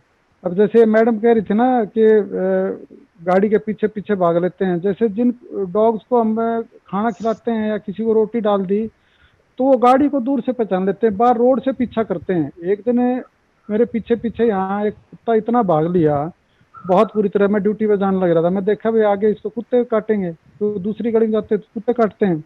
मैंने गाड़ी को और बहुत ज्यादा भगा लिया, मैंने कहा भाई गाड़ी के पीछा कैसे करेगा ये। लेकिन वो जब तक इतना कोशिश की उसने गाड़ी के पीछे पीछे भागने, कहने का मतलब इतने अटैच्ड हैं ये। अगर आप 2 दिन भी किसी एनिमल को, किसी भी एनिमल को, मैं ये नहीं कह रहा कि सिर्फ डॉग को, गाय को, भेड़ बकरी भैंस, किसी भी एनिमल को जो वॉइसलेस है, आप उसकी सेवा कर सकते हैं, उसकी संतुष्टि का कोई वो नहीं अंदाजा। और इसके विपरीत मैं आपको ये भी संदेश देना चाहता हूँ कि बहुत से लोग ऐसे भी हैं जो हमारी ट्रीटमेंट साइड है, जैसे कई बीमारियां ऐसी होती जो एनिमल्स में क्योर नहीं हो पाती। जैसे हमारे कई बार एनिमल, मोटे तौर पे गांव में सुना होगा, गांव में का कहीं भी भाई ये पशु तो कुछ खा गया, कोई लोहे की चीज खा गया।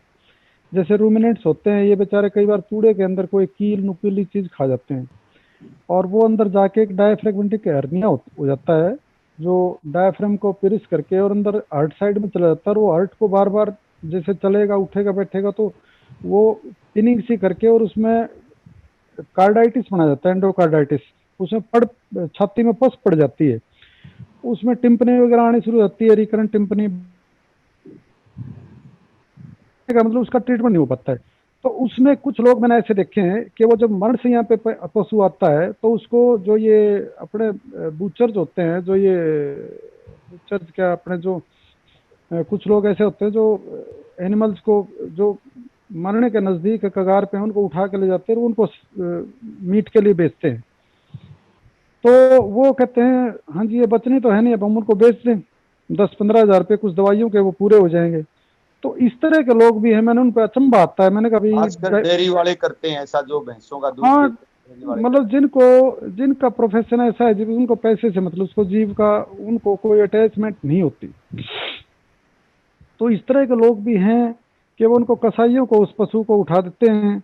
और मैं कई बार तो इतनी कोशिश करता हूँ भाई किसी तरह ये बेचारा बच जाए, मैं 1-2 दिन फालतू विजिट करने की कोशिश करता हूँ, लेकिन वो अब उसको नहीं बचना होता तो ट्रीटमेंट नहीं होता तो कैसे एक डॉक्टर बचा सकता है। तो कहने का मतलब समाज में हर तरह की सोच हैं। और मैं तो यहाँ यही संदेश देना चाहता हूँ कि सभी लोग अपना यही संदेश फैलाएं कि ये धरती कोई हमारी एक सिर्फ इंसान की नहीं है। अगर इनकी भी पंचायत होती तो ये हमें बैठने देते घरों में।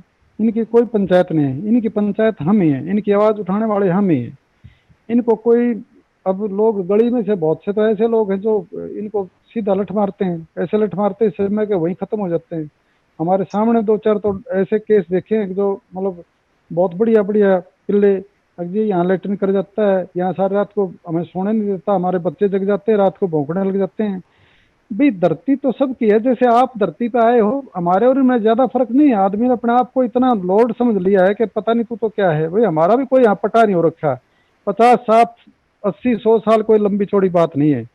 तो हमें भी मरना है, इनको भी मरना है, ऐसे ही पैदा ये हुए हैं। हमने इनका हक इतना छीन लिया है कि आदमी ऐसा सोचता ही नहीं कि भाई इनका भी कोई हक है।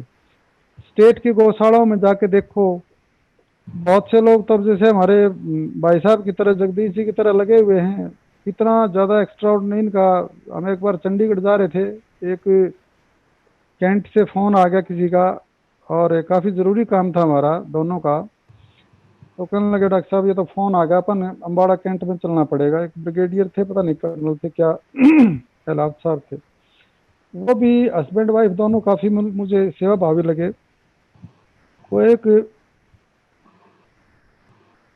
टांग टूटी हुई थी, वो बीच में पड़ा था। अब इनका पता नहीं उन्होंने क्या सपना आया कि भैया नज़दीक से गुजर रहे हैं। कहने लगे अब उनके हिसाब से तो रोहतक ही होने चाहिए। तो कहने लगे जी ऐसे ऐसे टांग टूटी पड़ी है और बुरी हालत है, क्या हो सकता है। तो ये कहने लगे जी हम इसी साइड आ रहे हैं और हम करवाएंगे। तो जाके उसको जो है मैनेज किया, किसी गौशाला में भिजवाया। तो आप ये देखो ना कितने इन सोल्स का लेवल मतलब कितना हायर होगा, कितना ऊंचा होगा। अब कहने वाले बहुत से लोग यूं भी कहते हैं भाई ये सब क्या मतलब है इन बातों का, उनके लिए बकवासबाजी भी लगता है। तो बहुत से लोग आपको हो सकता है पागल भी कहें, बेवकूफ भी कहें, लेकिन आपकी जो अंदर की संतुष्टि और जो अंदर का जुनून है ना, वो हम दुनिया को पागल समझते हैं। हम अपना आप ही आपको यूं लगने लग जाएगा बस सब कुछ नहीं है, सब बकवासबाजी। तो मेरा तजुर्बा तो मैं बहुत ज़्यादा, मैं कहता हूँ वास्तव में कई बार सुबह सुबह जाते ही, कल परसों एक दूर से भागा आया एक कुत्ता, वो टेढ़ी गर्दन किए हुए, मैं दूर से समझ जाते हैं हम कि भी इसके कीड़े पड़े हुए हैं। जब गर्दन जहां तक कुत्ते की जीभ नहीं जाती, उसके या तो सिर में या ऊपर कान में या कहीं इस जगह उसको कीड़े पड़ जाते हैं, मैगेट वुंड हो जाता है उसको, बहुत बुरी तरह मैगेट वुंड था। और मैं सुबह सुबह ये पिछले काफी अरसे से जो लॉकडाउन चला हुआ था, वहाँ 4-5 पिल्ले थे छोटे छोटे, मैं 2 रोटी वहां ले जानी शुरू कर दी थी पॉलीक्लिनिक पे जब जाता हूँ। तो उस दिन भाग के मैंने देखा भी, मेरी गाड़ी में देखता हूँ रोटी पड़ी है तो रोटी निकाल के लाता हूँ, उसके बहाने ये रुक जाए और इसको थोड़ा सा फिनाइल डालेंगे तो मर जाएंगे कीड़े। तो बाकी मैंने उसको पुचकारा, वो बेचारा अच्छा था। हालांकि मैंने देखा कि देखी जाएगी जैसा भी स्ट्रे डॉग क्या पता कई बार काट भी लेते हैं, मैंने उसको पुचकारा, रुक गया। क्लास 4 को आवाज दी, वो भाग के तो सिरिंज के अंदर फिनाइल भर के लिया और ये रुका हुआ है। और मैं गाड़ी की तरफ भागा, कुदरती मेरे पास रोटी भी नहीं थी, लेकिन वो बिना रोटी के ही मैंने पुचकारा। नहीं तो आमतौर पे स्ट्रे डॉग जो है रुकता नहीं है। मैंने पुचकारा, पकड़ दिया और रुक गया 1 मिनट के लिए, और उसके कान में हमने जो जितना बड़ा वुंड हो रखा था उसमें पूरा फिनाइल भर दिया। अब इस तरह की चीजें मतलब वो मैं ऐसा संतुष्ट हो गया तो कम से कम इसके कीड़े मरेंगे और इसकी जान बच जाएगी। कई बार सिर के अंदर इतने डीप वुंड हो जाते हैं कि उसके ब्रेन तक पहुंच जाते हैं। तो कहने का तात्पर्य ये है जी, अगर हम थोड़ा बहुत भी जहाँ अपने नियर वेसिनिटी में जहाँ भी देखें, अगर हम कुछ न कुछ इनके लिए करते रहें तो इन बेचारों का मतलब उद्धार हो सकता है। और हमारे अपने जीवन की संतुष्टि, हम अपने से जो बचता है, जिसकी कैपेसिटी है उतना ही मतलब हम इनके लिए कुछ करें तो बहुत बड़ा सौभाग्य होगा। और जैसे हमारे जगदीश भाई जी कह रहे थे ना कि भाई आपको अननेसेसरी कोई विपता और इस तरह की चीजें भी नहीं आएगी, ये भी मेरा तजर्बा है। मेरे खिलाफ कई बार मतलब बहुत से लोग ऐसे भी देखे हैं भाई, खूब उन्होंने कोशिश कर ली, लेकिन मैं अपनी नीयत से जो काम करता हूँ ना, बिल्कुल मुझे कोई डर लगता है नहीं। मैंने तू करता रहो, जो करे तेरे बने जो कर ले, लेकिन मुझे तो ऐसे ही करना है भाई, ये सेवा करनी ही करनी है। तो इस तरह की चीजें हैं, मतलब वो अपने आप ही अंदर से ऐसा हो जाता है, एक आनंद की अनुभूति जो आने लग जाएगी आपको, जो संतुष्टि है उसका कोई भी वो नहीं। बहुत और अब तो हमारा तो जैसे मैडम कह रहे थे, परिवार भी ऐसा ही हो गया, बच्चों को भी ऐसा पड़ गई। ये गुड़िया है, कल परसों बिस्किट मंगवा रखे, मैंने कहा बेटा ये क्या, वो इससे नेट ऑनलाइन बिस्किट मंगवा लिया उनको, उसको अलग से उनको डालने में मजा आता है। तो कहने का मतलब जो बच्चे भी, और ऊपर से जैसे कह रहे थे माँ बाप से भी हमें, अब ये वास्तव में ये बात से पेरेंट्स से मिलते हैं। हमारी मदर ऐसी थी कि पक्षियों को दाना अब भी डालती हैं वो ऊपर, कुत्तों को रोटी अब भी डालती हैं। छोटे बच्चे हैं, कटड़ी कटड़ी हैं, गांव में जो घर पे पैदा होते हैं, उनको छोटे छोटे जैसे वो खिचड़ी और लस्सी घोड़ के पिलाना, इस तरह की चीजें, फिर वो बच्चों में भी ऐसे संस्कार आने लग जाते हैं। तो आपके अंदर मतलब करुणा भाव, दया भाव डेवलप होना शुरू हो जाएगा। और बस ये हम आप यही जो मैं जुड़े हुए हैं ना डॉक्टर साहब, आपस में एक दूसरे के साथ है।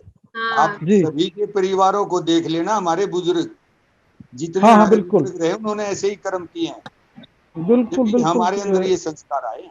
मुझे जो है और हाँ जी, दो बात याद आ रही है डॉक्टर धर्मपाल। जी मैडम, हमारे ना हम यहाँ पे मैं ये सामने बिल्कुल घर के सामने ना 6-7 बाउल में ना खाना रखती हूँ उनका, जी चिड़ियों जी का, मैम, कबूतरों का। तो ना जी अभी मैं बता रही थी ना कि जो पंचकुला की सड़क है ना, जहाँ पे ब्रिज बन रहा है, मोरनी हिल्स है, यहाँ पे ब्रिज बना रहे हैं, तो सारे बंदर ना सड़क पे बैठे रहते हैं। हाँ हाँ बिल्कुल, हमारे यहाँ पे भी ना हमने पानी पीने के लिए रख रखा है, चिड़ियों के लिए, इनके पक्षियों के लिए। जी जी तो ना मैम, एक बंदर आता है और ना वो पूरे पानी के बीच में बैठ जाता है। तो जो हम्म बाहर के लोग हैं ना, वो देखते हैं आप इसको भगाते क्यों नहीं हो, कि कहाँ जाएगा ये बताओ, ये हम्म जाएगा कहाँ, मुझे ये बता दो, आप इसका हम्म उत्तर दे दो, उसके बाद मैं इसको भगा दूंगी। अच्छा, हम्म, बैठेगा पानी में भीगेगा, सारा खिंडा देगा, उसको उल्टा भी कर देगा अपने ऊपर, और उसके बाद चला जाएगा आराम से। वो तो अब उसका नेचर है मैम, वो करेगा, वो तो एनिमल है। हाँ वो तो उसको मतलब, अगर हम इसको डंडा मारेंगे तो मुझे तो नहीं लगता कि कोई तुक है कि उसको हम डंडा मार के भगाएं, क्योंकि हमें अंदर से जगा मतलब जागना है कि हम, ये हमारे परिवार का हिस्सा है और हम इनके फिर लिए क्या कर सकते हैं। फॉरेस्ट तो हमने खत्म कर दिए, यहाँ के बिल्कुल सारे बिल्कुल, फॉरेस्ट काट के घेर दिए, और हमने ब्रिज बना इनकी दिए अपने मतलब के लिए। पूरी जगह घेर चुके हैं मैम, इंसान ने पूरी जगह घेर ली है, एनिमल्स के लिए छोड़ा ही नहीं कुछ भी। तो एक तो ये इंसिडेंट तो याद आ रहा था, और मुझे एक और इंसिडेंट याद आ रहा था कि जब आपको याद है हम सारे मिलके गायों के लिए जब काम कर रहे थे, तो एक शुरू हाँ शुरू मैम, जो हम्म, हाँ जी, आपने जो वहाँ पे मुहिम छेड़ी ना, उसका वैसे बहुत बड़ा इफेक्ट पड़ा बहुत से लोगों पे, वास्तव में हमारे ऊपर भी बहुत ज्यादा पड़ा। इतना इतना जुट के और इतना मतलब क्या कहें मैम, इतना कोशिश से कभी इतना काम किया नहीं गया जितना उस टाइम शुरुआत की थी। और इतना कुछ किया आपने कि मेरे ख्याल में कोई नहीं कर सकता है, क्योंकि इतना ज़्यादा एक्स्ट्रा ऑर्डिनरी वहाँ पे कुछ भी तो नहीं था। जो उस भीड़ वाली नंदीशाला ने जो स्टार्टिंग की थी, साथ में भाई नहीं साहब भी आगे थे, कितना गंद पड़ा था, सभी लोग हाथों से उठवा के। और दूसरा ये था कि आप जैसे लोग जब आगे आए तो अरे उसके साथ भाई, अभी पब्लिक तो भी डॉक्टर साहब आगे। बहुत कुछ करना बाकी हाँ है, बहुत कुछ करना बाकी है। अच्छा मेरा हमारे तो साथ मैं तो ये कोशिश करता रहता हूँ भाई, मेरी ये नौकरी 2-3 साल की और बची है, कब पूरी हो। और मैं तो अभी तक तो दिमाग में मेरा ये है, कल तो पता नहीं क्या बदल जाएगा या ऐसे ही नहीं रह। नहीं बिल्कुल सही है, साथ मिलके करेंगे सारे। हमारे हाँ साथ जी हाँ जी डॉक्टर ब्रिजलाल हैं, तो हाँ जी, डॉक्टर ब्रिजलाल भी अपने विचार शेयर करना चाहते हैं। तो डॉक्टर हाँ ब्रिजलाल मैम बिल्कुल। भी सिरसा से हैं, और वो भी बहुत ज़्यादा गायों के लिए, सभी पशुओं के लिए बहुत ज़्यादा काम करते हैं। तो हम एक मिनट मेरा अधूरा आपने छोड़ दिया ना, वो भीड़ हाँ वाली नंदीशाला का। मैंने कहा हाँ वहां पे जो आपने इतना ज्यादा मिट्टी डलवाना और फिर शेड बनवाना, पीछे फिर हमने पिरामिड कंस्ट्रक्शन करवाए, जो वो करवाया मैडम, उसके लिए है ना, वास्तव में हम सब लोग आपके आभारी हैं, जिनमें थोड़े से समय में बहुत कुछ करके चले गए आप, ये कोई नहीं बुला सकता है। अभी तो और बहुत कुछ करना बाकी है, जैसे जगदीश जी बोल रहे हाँ, हैं। बहुत कुछ करना बाकी है। वैसे तो बहुत कुछ करना बाकी है, इसमें कोई आपने शक नहीं है। सीख लेनी है आगे, है ना, हाँ क्योंकि जी हाँ जी, आपको इंफॉर्मेशन है, नॉलेज है, और जो स्पेशली गौशाला से जो जुड़े हुए हैं उनके पास तो इतना मतलब ज्ञान का भंडार है कि हाँ जैसे अब जी, बता रहे रहते भी परफ्यूम से ये खुशी नहीं मिलती जितनी आप पशु के ऊपर हाथ फेरते हो। वो बिल्कुल खुशी बिल्कुल तो मैम, परफ्यूम से कभी मिलेगी नहीं। बिल्कुल सही नहीं बात मिलेगी। कही जगदीश जी ने। हम्म, तो हम्म, हम पहले एक बार ब्रिजलाल जी से सुनते हैं, उसके बाद फिर हम अपनी चर्चा को जारी रखेंगे। हाँ जी जी मैम, डॉक्टर ब्रिजलाल जी, जी। मैं आपका स्वागत करती हूँ। प्लीज आप आगे हाँ, बताइए। आवाज आ रही मैडम जी? नमस्ते जी। नमस्ते, आ रही है। हाँ जी नमस्ते। हाँ, डॉक्टर धर्मपाल जी को विशेषकर मेरा नमस्कार जी, जी हाँ, नमस्कार डॉक्टर और साहब सभी जी। भागीदार को, और जगदीश जी जो जिनसे आपने मुझे मिलवाया था यहाँ सिरसा पर बुला के, स्पेशली जो हाँ गायों के प्रति बहुत हाँ मेहनत हाँ, करते हैं, उनको भी मेरी तरफ से नमस्कार जी। नमस्कार जी साहब, जी। नमस्कार। नमस्कार। तो मैं जो है ना, बहुत लगभग 20 साल से मैं इस विभाग में, पशुपालन विभाग में काम कर रहा हूँ। लेकिन जो पशुओं के प्रति प्रेम और जो सही तरीके से उनको डीलिंग करने का जो तरीका मुझे सिखाया गया, वो डॉक्टर संगीता जी ने जब से मैं उनसे मिला हूं, तब से मैं सीखने को मुझे मिला है। और पशुओं का जो इलाज, मैं विशेषकर पशुओं का इलाज ही करता हूँ ज्यादातर जी। और जो मेरे जो अनुभव है जीवन के, वो ये है कि मैं जो जिन लोगों के पास मैं जाता हूँ जो पशु पालते हैं, उन्होंने मुझे एक बात बताई कि जो आदमी पशुओं के नजदीक जाकर के उनके साथ प्रेम करता है ना, उसकी बहुत सारी बीमारियां कटती है पशुओं के पास रहने से। खुद का जो हमें जो मेरा जो अनुभव है वो ये है कि जब भी मैं पशुपालक के घर जाता हूँ और जाकर के पशुओं का इलाज करता हूँ, तो पशुओं के साथ पशुपालक जो है ना, वो ज्यादा बीमार हो जाता है। जैसे ही पशु ठीक हो जाता है, पशुपालक ठीक हो जाता है। हमारा जो प्रयास है ना, वो ये रहता है, जैसे अभी कल का एक मेरा अनुभव है। कल एक पशु बीमार था, 5 दिन से उसके पेट में बच्चा मरा हुआ था। 4-5 डॉक्टर वहां पहुंच चुके थे। पहुंचने के बाद जैसे ही मैं पहुंचा, तो मैंने पशुपालक को बताया भी, आपकी जो गाय है, इसके अंदर जो है वो बच्चा मरा हुआ है, वो तड़फ रही थी काफी। और पनिहारी गांव की बात है, ये सिरसा के नजदीक है। तो जैसे मैं पहुंचा, एक बच्चे जो दानी होती है, यूट्रस होता है, उसमें बल पड़ जाता है जी, टॉर्सन हो जाता है। टॉर्सन के कारण वो गाय दुखी हो रही थी काफी। डॉक्टरों ने प्रयास किया। मैंने पशुपालक को कहा कि आपको इस पशु का इलाज यदि करवाना है तो इसको सिजेरियन करना पड़ेगा। कल शाम को मैं आपके कार्यक्रम से लगभग जुड़ करके सुनता रहता हूँ, और कल के लिए मैं वापस आता हूँ कि जिस समय आपका प्रोग्राम चल रहा था, उस टाइम में उस पशु का सिजेरियन कर रहा था जी। उसके साथ जब मैंने पशु को सिजेरियन करने के लिए खोला, तो उसमें वो बच्चेदानी है ना, वो भी बिल्कुल गड़ी हुई थी।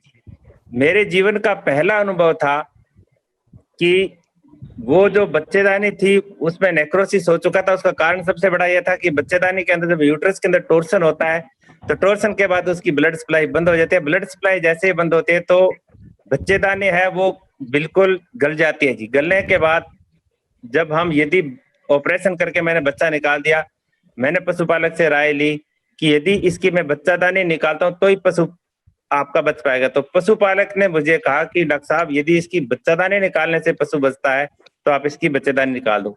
कल शाम को मैंने बहुत 4 घंटे लगातार मेहनत करके और उस पशु की बच्चेदानी बाहर निकाली।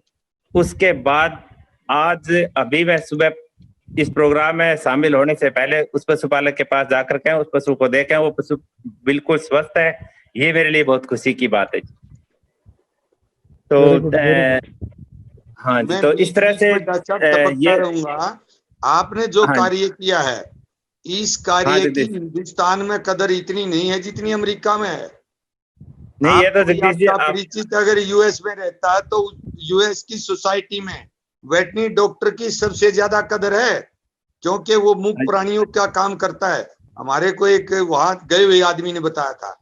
यहाँ भी लानी है वो जागरूकता, और डिपार्टमेंट में ये प्रयास करें। जैसे आपने कहा 3-4 डॉक्टर आ चुके थे। मैं कोशिश करूंगा एक की अब की बार इस हिसाब से मीटिंग होगी एनिमल वेलफेयर बोर्ड की, कि हर वेटरनरी को ये संदेश दें कि फर्स्ट टाइम ही वो ये बता दे, बार बार डॉक्टर को ना दिखाएं, स्पेशलिस्ट के पास ले जाएं, इसका ऑपरेशन होगा।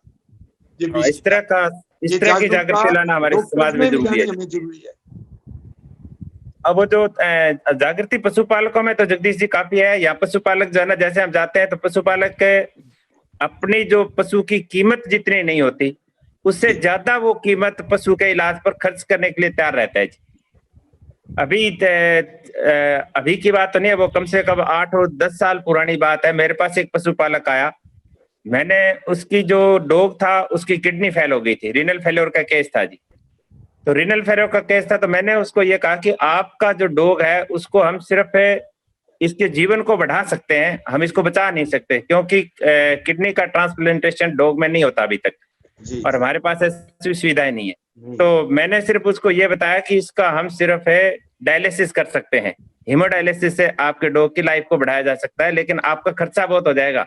वो कहता है कि यदि खर्चा मेरे को 5 लाख रुपए तक मेरे डॉग को खर्च करके आप 1 साल जिंदा रख देते हो तो भी मैं खर्च करने के लिए तैयार हूँ। वो पशुपालक मेरे को कहने लगा कितना ही पैसा लगे, एक एक दिन जो है ना मैं इस पशु के साथ इसको जिंदा रखना चाहता हूँ। मैंने फिर जो है ना कोई विशेषज्ञ थे डॉक्टर शांगवान सिरसा के, उनसे संपर्क किया और उनका डायलिसिस, हेमोडायलिसिस से उसका डायलिसिस किया स्टार्ट। उस डॉग को हमने 1 साल तक बचाए रखा जी। वाह। तो इस तरह के अनुभव है हमारे। और हम जो प्रयास कर अभी डॉक्टर संगीता जी के पास जो भी गाय हैं, ये भी पशुओं से इतना प्रेम करते हैं, इन्होंने मुझे सिखाया है, आप भी उसमें शामिल थे। एक गाय को बचाने के लिए इन्होंने कितना प्रयास किया, आप भी रोहतक से चल करके स्पेशल एक इंस्ट्रूमेंट लेकर के आए और उस गाय को, हालांकि हम बचा नहीं पाए, लेकिन जितनी कोशिश आपने और हमने मिलकर के की और डॉक्टर संगीता जी ने उसके लिए अपनी जी और जान लगा दी कि कितनी भी मेहनत करो डॉक्टर साहब, कहीं से भी डॉक्टर बुलाना हो। लेकिन कई बार ऐसी परिस्थितियां होती हैं कि फीमर का जब फ्रैक्चर होता है लार्ज एनिमल में तो उसकी रिपेयर नहीं हो पाती, वैसे आपको भी पता है जगदीश जी। तो उसका जो गाय थी उसका फीमर का फ्रैक्चर था, हमने प्रयास किया। दूसरी बात, सबसे बड़ी बात है, कुछ हम उसके साथ और प्रयास करते बचाने को, तो एक कॉम्प्लिकेशन और थी कि उसके अंदर बच्चा जो है वो डेड हो गया था। बच्चा डेड होने के कारण और साथ में उसका रिटेंशन ऑफ प्लेसेंटा, कई कॉम्प्लिकेशन थी। हालांकि हमने प्रयास किया, डॉक्टर संगीता जी ने उसके लिए जितना दिल से प्रयास किया, ऐसा मैंने अपने जीवन में किसी भी पशुपालक को इस तरह से इतना प्यार करते हुए पशुपालक के प्रति नहीं देखा मैंने। इंसानी फर्ज पूरा निभाया था डॉक्टर साहब ने उसके साथ। मैं कई कहता हूँ कि हम उस तय तक पहुंच जाएं कि इंसान इससे आगे और क्या कर सकता है। हाँ, नहीं जबरदस्त है। डॉक्टर संगीता जी के प्रयास के कारण ही वहां तक पहुंचे थे, शायद और कुछ उसके लिए बाकी रहा नहीं था प्रयास करना। हाँ, बाकी कुछ नहीं रहा था, उसमें जो प्रयास कर सकते थे वो हमने किया ज्यादा सर। और अब डॉक्टर संगीता जी के जो जितने भी सिरसा में ये गाय रखते हैं, मैं जाता हूँ, अब इन्होंने एक गाय है इनके पास, वो मैं जब डॉक्टर संगीता जी का वहां नाम भी ले लेता हूँ ना वहां बैठे बैठे, तो भी वो गाय जो है मुंह उठाती है ऊपर। एक गाय इन्होंने रख रखी है, यदि मैं डॉक्टर संगीता का भी जाकर के वहां नाम ले लेता हूँ तो भी वो गाय एकदम ऐसे लगती है जैसे डॉक्टर संगीता आने लग रही। वो सबसे बड़ी उनको हाँ, ये बहुत बड़ी पहचान है। ये मुझे ऐसा लगता है उस गाय, इसका मतलब ये है कि डॉक्टर संगीता जी पशुओं से कितना प्रेम करते हैं, कितना उनका लगाव है। और ये जो कार्यक्रम डॉक्टर साहब ने शुरू किया है, इसके दूरगामी परिणाम बहुत अच्छे होंगे और पूरे भारत के अंदर नहीं, पूरे विश्व के अंदर शायद एक नई जागृति लाने में डॉक्टर साहब का अभियान ये सफल होगा निश्चित रूप से। Thank you doctor Lal ji. मुझे एक चीज याद आ रही है, मेरा दिल कर रहा है बताने का कि जब तो गौशाला में जींद में हमने जब शुरू में पहले दिन कदम रखा था तो ना एक काले रंग का बुल था और वो चल नहीं पा रहा था और डॉक्टर धर्मपाल जी ने मतलब वो एक मेडिकल कैंप बनाया था और मेडिकल कैंप में हम सबसे पहले उसी को लेके आए थे। अच्छा। तो वहाँ पे और भी काफी सारे लोग जुड़ गए और वो ये कह रहे थे कि भाई ये तो मर जाएगा, ये तो जिएगा नहीं, ये कुछ नहीं, पानी वानी नहीं पीता, ना ये खाता। तो वो जो काले रंग का बुल था उसको ना मतलब उसकी गर्दन ऐसे लटकी हुई थी, जीभ थोड़ी सी बाहर निकली हुई थी क्योंकि कुछ दिनों से उसने पानी भी नहीं पिया था। तो मैंने उसके ऊपर पूरा प्यार से हाथ फेर के और ऐसे मैं प्यार से, क्योंकि सर्दियों के दिन थे तो उससे प्यार से हाथ फेर के मैं जस्ट ऐसे ही पूछा था कि तू पानी पिएगा, क्योंकि मेरा ये वो पहला अनुभव था। मैंने कभी भी गायों के साथ उससे पहले कोई अनुभव नहीं किया था या गौशाला में मैं कभी नहीं गई थी। तो मैं प्यार से उससे पूछने लगी कि तू पानी पिएगा, तो आंखें खोल के, जो आप कह रहे हो ना आंखों में देखो तो कुछ और नजर आता है उनकी आंखों में। तो वो मतलब आंखें खोल के देख रहा है कि कोई बोल रहा है। मतलब पानी पिएगा? तो मैं अपने मेरे साथ में मेरे कुछ रिलेटिव थे, मैंने कहा कि जा तू तसले में पानी लेके आ। तो एट लास्ट वो पानी लेके आए, लेकिन उसने उस दिन मतलब थोड़ी देर के लिए, कुछ घंटे के लिए उसने पानी नहीं पिया। तो मैंने उससे अच्छा। पूछा, चल पानी नहीं पीता तो तू गुड़ खा ले, चल तू तेरे को गुड़ खिला देती हूँ। तो वो फिर आँख खोल के देख रहा है। तो उसने कुछ घंटे के बाद पानी भी पिया, आधी बाल्टी पानी पिया, और मुंह खोल के उसने गुड़ भी खाया। ये सिर्फ मतलब देखो, मतलब मैं ये कहती हूँ कि प्यार एक ऐसी चीज है, अगर आप पशु से निर्गुण स्थिति में प्यार करते हो तो वो जरूर से जरूर एक बार तो वो रिस्पॉन्स देगा। और वो 1 हफ्ते के बाद उसने अपना शरीर त्यागा, तो उसने वेट करी कि मैं आऊं और मैं उससे प्यार से हाथ फेरूं। उसने उसके बाद उसने अपना शरीर छोड़ा। मैंने खुद, क्योंकि मैं मेडिटेशन करती हूँ और सोल से काफी कनेक्ट हो जाती हूँ, तो ये चीजें मैंने देखी। आपने उसके ऊपर हाथ रखा, फिर उसने शरीर छोड़ा? हाँ, हाथ रखा, उसके बाद शरीर छोड़ा। काफी लोग थे वहां पे। हाँ, काफी लोग थे। उसके बीच में मुझे एक चीज याद आ रही है कि ना, सर्दियां बहुत थी, तो ना एक पानी में एक कोई व्यक्ति आए थे जो पानी की सेवा करते थे, और शायद जगदीश जी को पता है। तो मैं जुलाना से थे शायद, हाँ जी, जुलाना से थे शायद कोई। हाँ, जुलाना से थे। हाँ, तो दुलाना से लाला जी थे, वो बैग रखते थे काख में, हाँ, तो वो थैला पानी रखते में थे। रखा हुआ था। तो मैंने उनको कहा, वो जो काला बुल था, उसको मैंने कहा कि तुम, आप ऐसे करो, आप बहुत बुजुर्ग हो, ये सर्दी में काम नहीं कर पाओगे। ये 2 ईंटें रख दी, और ईंटों के ऊपर मैंने उनकी बैठने की जगह बना दी। मैंने कहा आप इसके पास बैठे रहो और इसको प्यार से ऐसे हाथ फेरते रहो। तो क्या हुआ कि ना, वो ऐसे मतलब प्यार से हाथ फेरने की बजाय ना ऐसे करने लगा, ऐसे ऐसे जल्दी जल्दी करने लगा। मैंने कहा, क्या आप अपनी पत्नी से ऐसे प्यार करते हो, इतनी जल्दी जल्दी प्यार करते हो? आपको बिल्कुल याद प्यार, हाँ बिल्कुल। आप जैसे अपने परिवार में अपनी पत्नी से, बच्चों से कितने प्यार से बात करते हो, ऐसे ही तो बात करोगे आप। ये प्यार नहीं है, ये तो ड्रामा कर रहे हो आप। मैंने कहा हटाओ यहाँ से, ये ऐसे नहीं। मैंने आपने उनसे यूं भी पूछा था कि आप अपनी पत्नी से प्यार करते हो? हाँ, तो तो उनसे ये भी पूछा कि क्या आप अपनी पत्नी से सच्चा प्यार करते हो, तो कैसे प्यार करते हो बताओ। तो मैंने कहा ऐसा ही प्यार इसके साथ करो। तो ना, हरे वो उसकी चारे की वो थी, हरा चारा लिया हुआ था साथ में। मैंने कहा जब ये प्यार से आप करोगे तो ये खाएगा जरूर। तो उसने वो खाया। तो सिर्फ बताने का इतना मतलब है कि देखो, जहाँ प्यार होता है ना, जहाँ आप पशु के साथ प्यार में जुड़ जाते हो, तो वहां पे वो अपना रिस्पॉन्स जरूर से जरूर दिखाता है। और उसके बाद तो ऐसा हो गया कि जो हमारी आज का जो टॉपिक रहेगा हर बार, तो उसका नाम है समूह आत्माएं। समूह आत्माओं का मतलब है कि ये ग्रुप सोल्स होती हैं। जैसे मान लो कि एक ततैये को उड़ाओ तो बहुत सारे ततैये उड़ जाते हैं, मधुमक्खी को उड़ाओ तो बहुत सारी मधुमक्खियां उड़ जाती हैं। जैसे हमारा पूरा एक शरीर है, ऐसे ही हजारों मधुमक्खियों का एक शरीर है।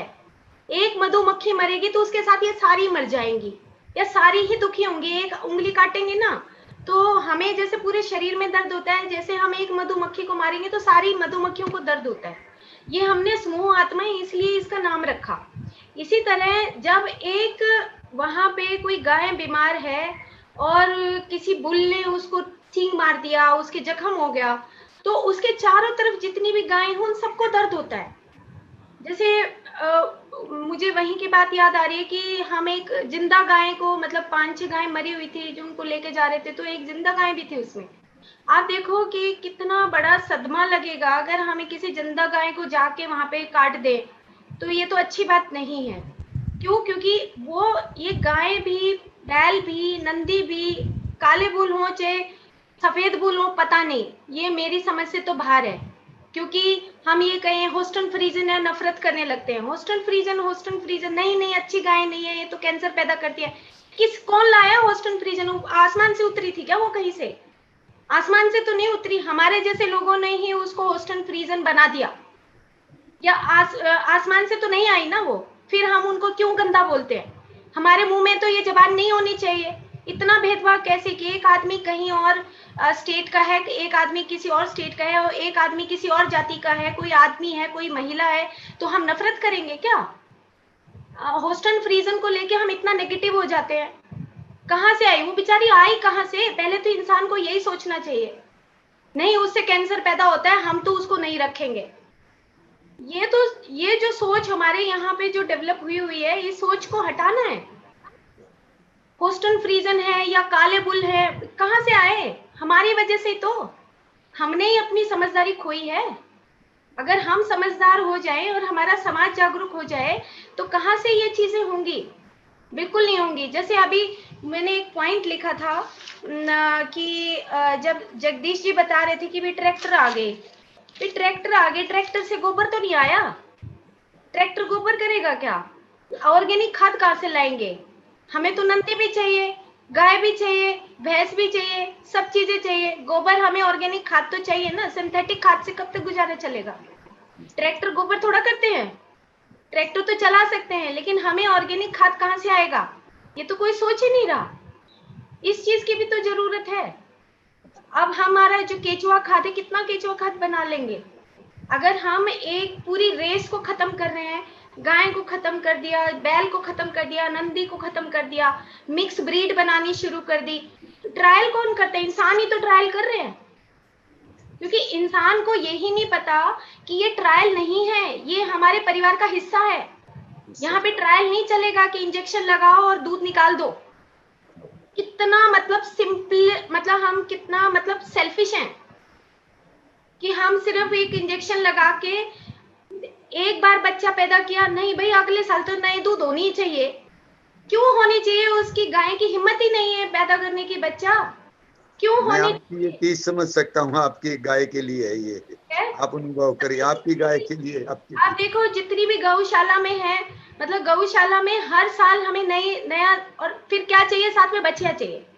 बछड़ा नहीं चाहिए, बछिया चाहिए। इतने सेल्फिश बहुत ज्यादा। और अपने घर में जो है, अगर लड़की हो गई तो लड़का चाहिए। ये तो मतलब कोई बात ही नहीं हुई।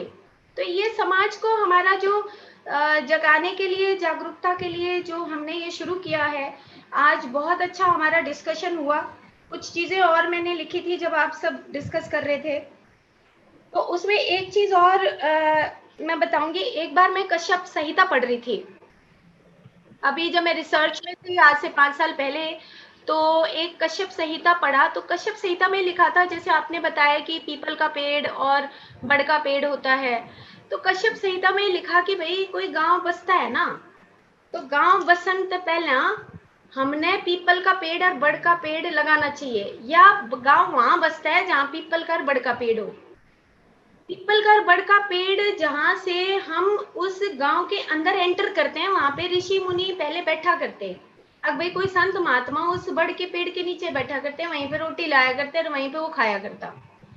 वो था एंट्री गेट। कश्यप संहिता में लिखा कि जब आपने कोई घर बसाना है, कोई गांव बसाना है, कोई समाज बसाना है, तो वहां पे पीपल का और बड़ का पेड़ जरूर होना चाहिए। आज जो है, कल ही मेरे से कोई चर्चा कर रहा था कि वो बड़ का पेड़ ही काट दिया, तो मैंने उसको कहा कि भी दोबारा से कोशिश करो, उसको जो काटा है क्या पता दोबारा से लग जाए। तो ये एंट्री है। एंट्री गेट क्या है? हमारे जो परिवार के हिस्सा हैं। बड़ से क्या होता है कि हम अपनी जनरेशन को आगे लेके जाते हैं। बड़ का अगर मैं, क्योंकि इसी में मेरी एमडी है द्रव्य गुण में, तो उसमें लिखा है कि आपको अगर अपनी जनरेशन टू जनरेशन आगे बढ़ानी है, दादा परदादा ये पीढ़ियां बढ़ानी है, तो आपको बड़ के पेड़ के पास जाके ध्यान करना चाहिए, बड़ के पेड़ का रिस्पेक्ट करना चाहिए, बड़ के पेड़ लगाने चाहिए, ताकि हमारी इस धरती पे वो सृष्टि का निर्माण होता रहे, प्रकृति का निर्माण होता रहे। दूसरा, जो पीपल का पेड़ है, वो उसके पीछे एक वैज्ञानिक तथ्य है कि वो 24 घंटे ऑक्सीजन देता है। अब 24 घंटे जो ऑक्सीजन देगा, आप देखो कि पूरे गांव की खुशहाली कितनी होगी। अगर उसके चारों तरफ, यूनिवर्सिटी के चारों तरफ, अपने किसी इंस्टीट्यूशन के चारों तरफ, घर के चारों तरफ अगर हम पीपल का पेड़ लगा दे, बड़ का पेड़ लगा दे, तो देखो कितनी खुशहाली आ जाएगी। तो कश्यप संहिता में बताया कि आपको एंट्री जहां से करनी है वहां पे इस तरह के पेड़ होने चाहिए। नंबर 2, उन्होंने बताया कि जो पौधे नीचे से ही फैल जाते हैं, ऐसे नीचे से फैल जाते हैं, वो चीजों के अंदर जो फेमिनिन, मतलब कि हम कहेंगे कि जो कोमलता है, दया का भाव होता है वो उन पौधों में ज्यादा होता है। उन्होंने बताया जैसे कि अगर मैं कल गुरुकुल खानपुर से जुड़ी हुई थी, जहाँ गुरुकुल में मैं पढ़ी थी, तो उनकी कोई एलुमनाई मीट थी, तो अंदर से आया कि जहाँ पे सारी महिलाएं जुड़ी हुई हैं, वहां पे देखो आप जो पेड़ देखोगे, वहां पे आप पेड़ देखोगे कि जो ऐसे पेड़ हैं जो नीचे से ही फैले हुए हैं, उनके अंदर वो जैसे बेरी का पेड़ होता है, आपने देखा कितना लिसलिसापन होता है, बेरी के पेड़ नीचे से फैलना शुरू हो जाता है। कुछ आम के पेड़ होते हैं जो नीचे से फैलने शुरू हो जाते हैं, कुछ आम के पेड़ होते हैं जो सीधे होते हैं। तो अलग अलग जो ये सृष्टि पे कश्यप संहिता में लिखा कि जब हम इस सृष्टि का निर्माण करते हैं तो इसका एक तरीका है, सिस्टम है इसके पीछे। ये नहीं कि जहां मन में आया वहीं पे हमने कुछ भी कर दिया। लेकिन आज हम क्या कर रहे हैं कि जो हमारे मन में आ रहा है हम वही करते जा रहे हैं। तो वो तो एक मतलब एक शिक्षा फिक्स्ड हो गई कि भाई अगर कुत्ते के कोई वायरस हो गया तो उसको मार दो टिक्का लगा के। क्यों भाई, आपका अधिकार कहाँ से आया? भाई ये गाय अगर दूध नहीं दे रही तो इसको काट के खा जाओ। कौन होते हो आप ये डिसाइड करने वाले? आप कौन होते हो ये निश्चय करने वाले कि इस गाय को काट के खा लिया जाए? ये अगर एक मान लो परिवार में कुछ भी नहीं दे रहा तो हम उसको घर से निकालेंगे या उसको काट देंगे? अगर मेरी एक उंगली काम नहीं कर रही तो मेरे को कोई घर से निकाल देगा क्या? ये बात हमें खुद अपने समाज में ये जागरूकता लानी है ताकि हम सब जागरूक होके एक इस अच्छे समाज का अपने परिवार के साथ हम एक अच्छा निर्माण कर सके। क्योंकि आज हम कुत्ते का एक मैंने और लिखा था कि जैसे बहुत सारी भेड़ होती है उनके साथ एक कुत्ता रहता है। तो मैंने आपको मतलब अभी बताया वो किताब की जो जानकारी दे रही थी कि मास्टर के ऊपर बहुत कुछ डिपेंड करता है कि उसका अगली योनि कैसी जाएगी। अगर एक भेड़ के साथ कुत्ता जो है वो सबको पूरे भेड़ों को संभाल के रखता है ताकि कोई चारों तरफ से उसको छेड़े ना, उसके अंदर वो गुण आ जाते हैं कि मेरे को प्रोटेक्शन देनी है उसको। वो प्रोटेक्शन जब अगली लाइफ में भी जाएगा, अगले जन्म में भी जाएगा तो प्रोटेक्शन देगा। लेकिन एक कुत्ता है जो गली का है, कहीं और बस्ती में है, वो मांस मीट खा रहा है, जहाँ पे हम लोग मांस मीट खा रहे हैं, हम अंडा खा के बाहर फेंक रहे हैं, वो उसी में मुंह मार रहा है, तो वो मांस मीट खाएगा तो वैसी ही उसकी प्रवृत्ति हो जाएगी और अगले जन्म में भी वो जाएगा तो उसकी प्रवृत्ति ऐसी रहेगी। तो हमारे मनुष्य के ऊपर डिपेंड करता है कि हम क्या चाह रहे हैं, हम क्या करना चाहते हैं, हम क्या कर रहे हैं, हम क्या सोच रहे हैं, क्या बोल रहे हैं, उसी के ऊपर सब कुछ डिपेंड करता है। और एक कुत्ता है जो घर में रहता है, उसमें ये लिखा है, इसी पुस्तक की बात बता रही हूँ जो बहुत ही साइंटिफिक है और आज से 100 साल पहले की किताब है जो 5 ऑथर्स ने लिखी है, C.W. Leadbeater, Annie Besant, Arthur Paul और रुडोल्फ स्टीनर। ये जो 4 हमारे हैं इन्होंने ये पुस्तक लिखी है, और H.P. बेलावस्की।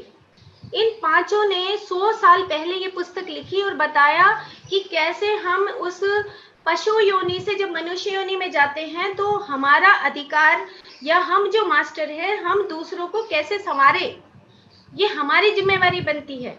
साइंटिफिकली एक चीज उन्होंने वैज्ञानिक तरीके से बताई है, लेकिन आज इसकी कहीं चर्चा ही नहीं होती। हम एजुकेशन में एक नौकरी वाली एजुकेशन में फंस गए हैं कि भाई नौकरी कर लो, तनख्वाह कमा लो और अपना घर चला लो, परिवार के साथ जो और दूसरे सदस्य हो जाए भाड़ में, वो तो चले गए, बस उनको तो कोई मतलब ही नहीं है। रेस खत्म कर दी हमने, चिड़िया खत्म हो गई हमारी, तोते खत्म हो रहे, कबूतर खत्म हो रही। इवन की आयुर्वेदा में पहले ये लिखा जाता था कि ये जो 10 है ना जड़ी बूटियां, ये आपके जीवन को बदल सकती है। मेदा, महामेदा, काकोली, शीर काकोली। अब हम गंदा बोलेंगे तो काकोली कहाँ से आएगी? हम तो थूक रहे हैं पेड़ों के पास जाके, वो काकोली उगेगा क्या? वो तो सच्ची चीज है, वो सच्ची चीज उगेगी ही नहीं। तो कहेंगे कि जी हम किसने खत्म किया? हमने तो खत्म किया उस रेस को, हमने सारी उस किंगडम की उस स्पीसीज को सबको खत्म कर दिया, क्योंकि हम इतने अहंकार में आ गए कि हम ही बस अपना जीवन चलाए, बस खत्म बात। तो इसी चीज को जगाने के लिए आज हम यहाँ सब इकट्ठे हुए थे और आगे हम इसी चर्चा को हम जारी रखेंगे। और अगली बार जब हम मिलेंगे तो एक नए विषय के साथ मिलेंगे और मैं चाहूँगी कि हम और भी ज़्यादा जो व्यूवर्स हैं, शायद कुछ व्यूवर्स यूट्यूब पे जुड़े हुए हैं और कुछ व्यूवर्स हैं जो यहाँ पे जुड़े हुए हैं, और हमारे साथ 1-2 व्यूवर और जुड़े थे, जो प्रवीण जी हैं वो शायद चले गए हैं, तो उनसे भी हम सुन लेते कुछ बातें, अगर प्रवीण जी हैं यहाँ पर।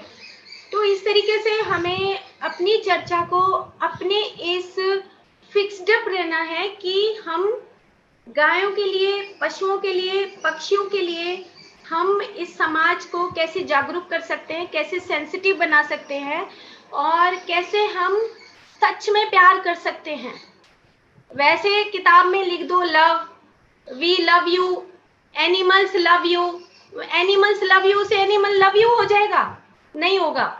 जब तक हम खड़े होके खुद में उसके प्यार से हाथ नहीं फेरेंगे, ये लव यू वाली बात कहीं पे एग्जिस्ट ही नहीं करती, एग्जिस्टेंस ही नहीं है, झूठा है ये सब कुछ। किताब में लिखने से या इंफॉर्मेशन देने से बात नहीं बनती, खुद में देखना पड़ता है। डॉक्टर साहब आपको बीच में रोकूंगा, एक बात शेयर करने का मन कर गया। हमारी कॉलोनी में ही एक ऊंची अधिकारी हैं बहन जी, एक वो गली के कुत्तों को ऐसे ही संभालती हैं। तो मेरे बच्चे आ रहे थे तो गुड़िया बोली, पापा देखो वो ऐसे बात कर रही हैं कि जानो वो उनकी बातें सुनने, समझ रहे, मान रहे हैं। मैंने कहा माँ बेटा पता है आपको कौन है वो? बोला नहीं माँ, वो एडिशनल सेशन जज है और वो ध्यान करती है माँ, उसने गली के कुत्ते की खुजली ठीक करवाई थी हमारी। ऐसे आदमियों को मैं आपके साथ, मेरे अब बात करेंगे तो याद आ जाती हैं। 3 बेंजियों को और जोड़ूंगा, एक प्रिंसिपल हैं, एक ये जज हैं, और एक उनसे तो मैंने कही थी कि आप मेरे से जुड़े रहो, वो भी आपकी तरह बिजी रहती हैं। सीबीआई में जज हैं दिल्ली, वो भी आपकी तरह डॉग पालती हैं, स्ट्रीट डॉग को।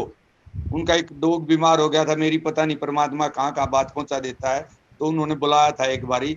ऐसे आदमियों को हम बढ़ाते चले जाएंगे अपने साथ, और एक दिन जागृति जरूर आएगी, आपका सपना परमात्मा जरूर साकार करेंगे, मुझे ऐसी उम्मीद है।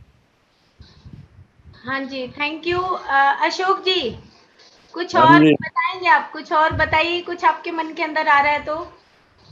मन में तो बस यही है मैम, हमने तो बहुत अच्छे डॉक्टर साहब ने बताया, मलिक साहब ने बताया कि हर जीव का, एक छोटे से जीव का, कीड़े मकोड़े का, भेड़ का भी हमारे जीवन में कितना महत्व है।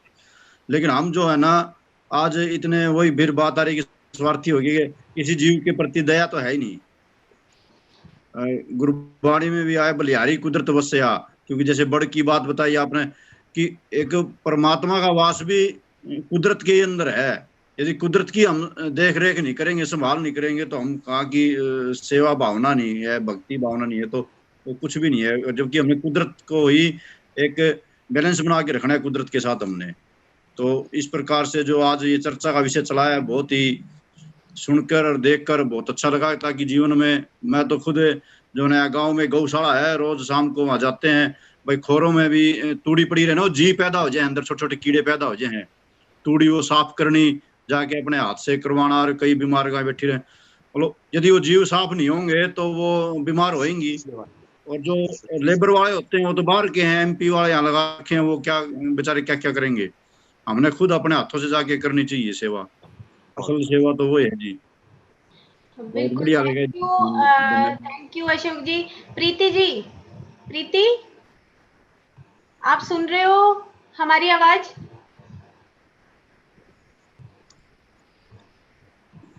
हाँ जी मैम। हाँ, आप अपने व्यूज बताइए। मैम बहुत अच्छा टॉपिक चूज किया आज आपने एनिमल्स के लिए। मेरे घर में खुद दो डॉग्स हैं और मैं उनको जो है बहुत सेवा करती हूँ, तो मैं तो इस चीज से बहुत जुड़ी हुई हूँ। और आप सब लोगों की बातें सुन के मुझे बहुत अच्छा लग रहा था, बहुत ही ऐसा लग रहा था कि मैं अंदर से आप लोगों से कनेक्ट हो रही हूँ। बहुत ही अच्छा टॉपिक है। आप कहाँ रहती है? आप बताओ, अपने बारे में बताइए ना। मैम मैं दिल्ली में रहती हूँ। मैंने फर्स्ट डे अभी 2-3 दिन पहले भी आपका सेशन सुना था, तब मैंने आपको बताया था मैं रोज मैम के ग्रुप में थी, तो वहीं से जो है आपका मेरे हस्बैंड ने को लिंक मिला था। मेरे हस्बैंड को पता चला था आपके लिंक के लिए, उन्होंने आपसे लिंक मांगा था जूम का, तो उसी से मैं आपसे जुड़ी हूँ। नहीं, और हाँ हाँ, मुझे बहुत बहुत ही अच्छा लग रहा है आपका ये एनिमल्स का, क्योंकि मैं खुद आजकल मेरे डॉग को जो है स्किन की प्रॉब्लम हो रही है, तो मैं डेली उसकी पट्टी करना और उसको जो है बिटाडिन लगाना सब मैं खुद ही करती हूँ। तो मैं तो मन से बहुत जुड़ी, मैं मुझे ऐसा लग रहा है मैं अभी रो पड़ूंगी। हमें बहुत मेहनत के साथ काम करना है, आगे ऊर्जा होनी चाहिए। जब गाय की बात हो रही थी तो मैं भी थोड़ा सेंसिटिव हो गई थी, क्योंकि गाय बहुत कुछ सिखा के गई मुझे कि जैसे सारे देवताओं के साथ कितने सारे पशु हैं, उसी तरह मैं भी इस घर में आई थी, मुझे बहुत बड़े बड़े संदेश उन्होंने दिए थे। तो हम सब जुड़े रहेंगे। और बताइए आप, मैंने बीच में रोक दिया आपको, आप बताइए। हाँ जी मैम, अभी मैं बोलने की स्थिति में नहीं हूँ। तो इमोशनल ज्यादा हो गए। ठीक है, हमारे पास 2 मिनट और हैं। सोनम, सोनम, अपना कुछ आपने जो सुना है उसको समाप्त करो।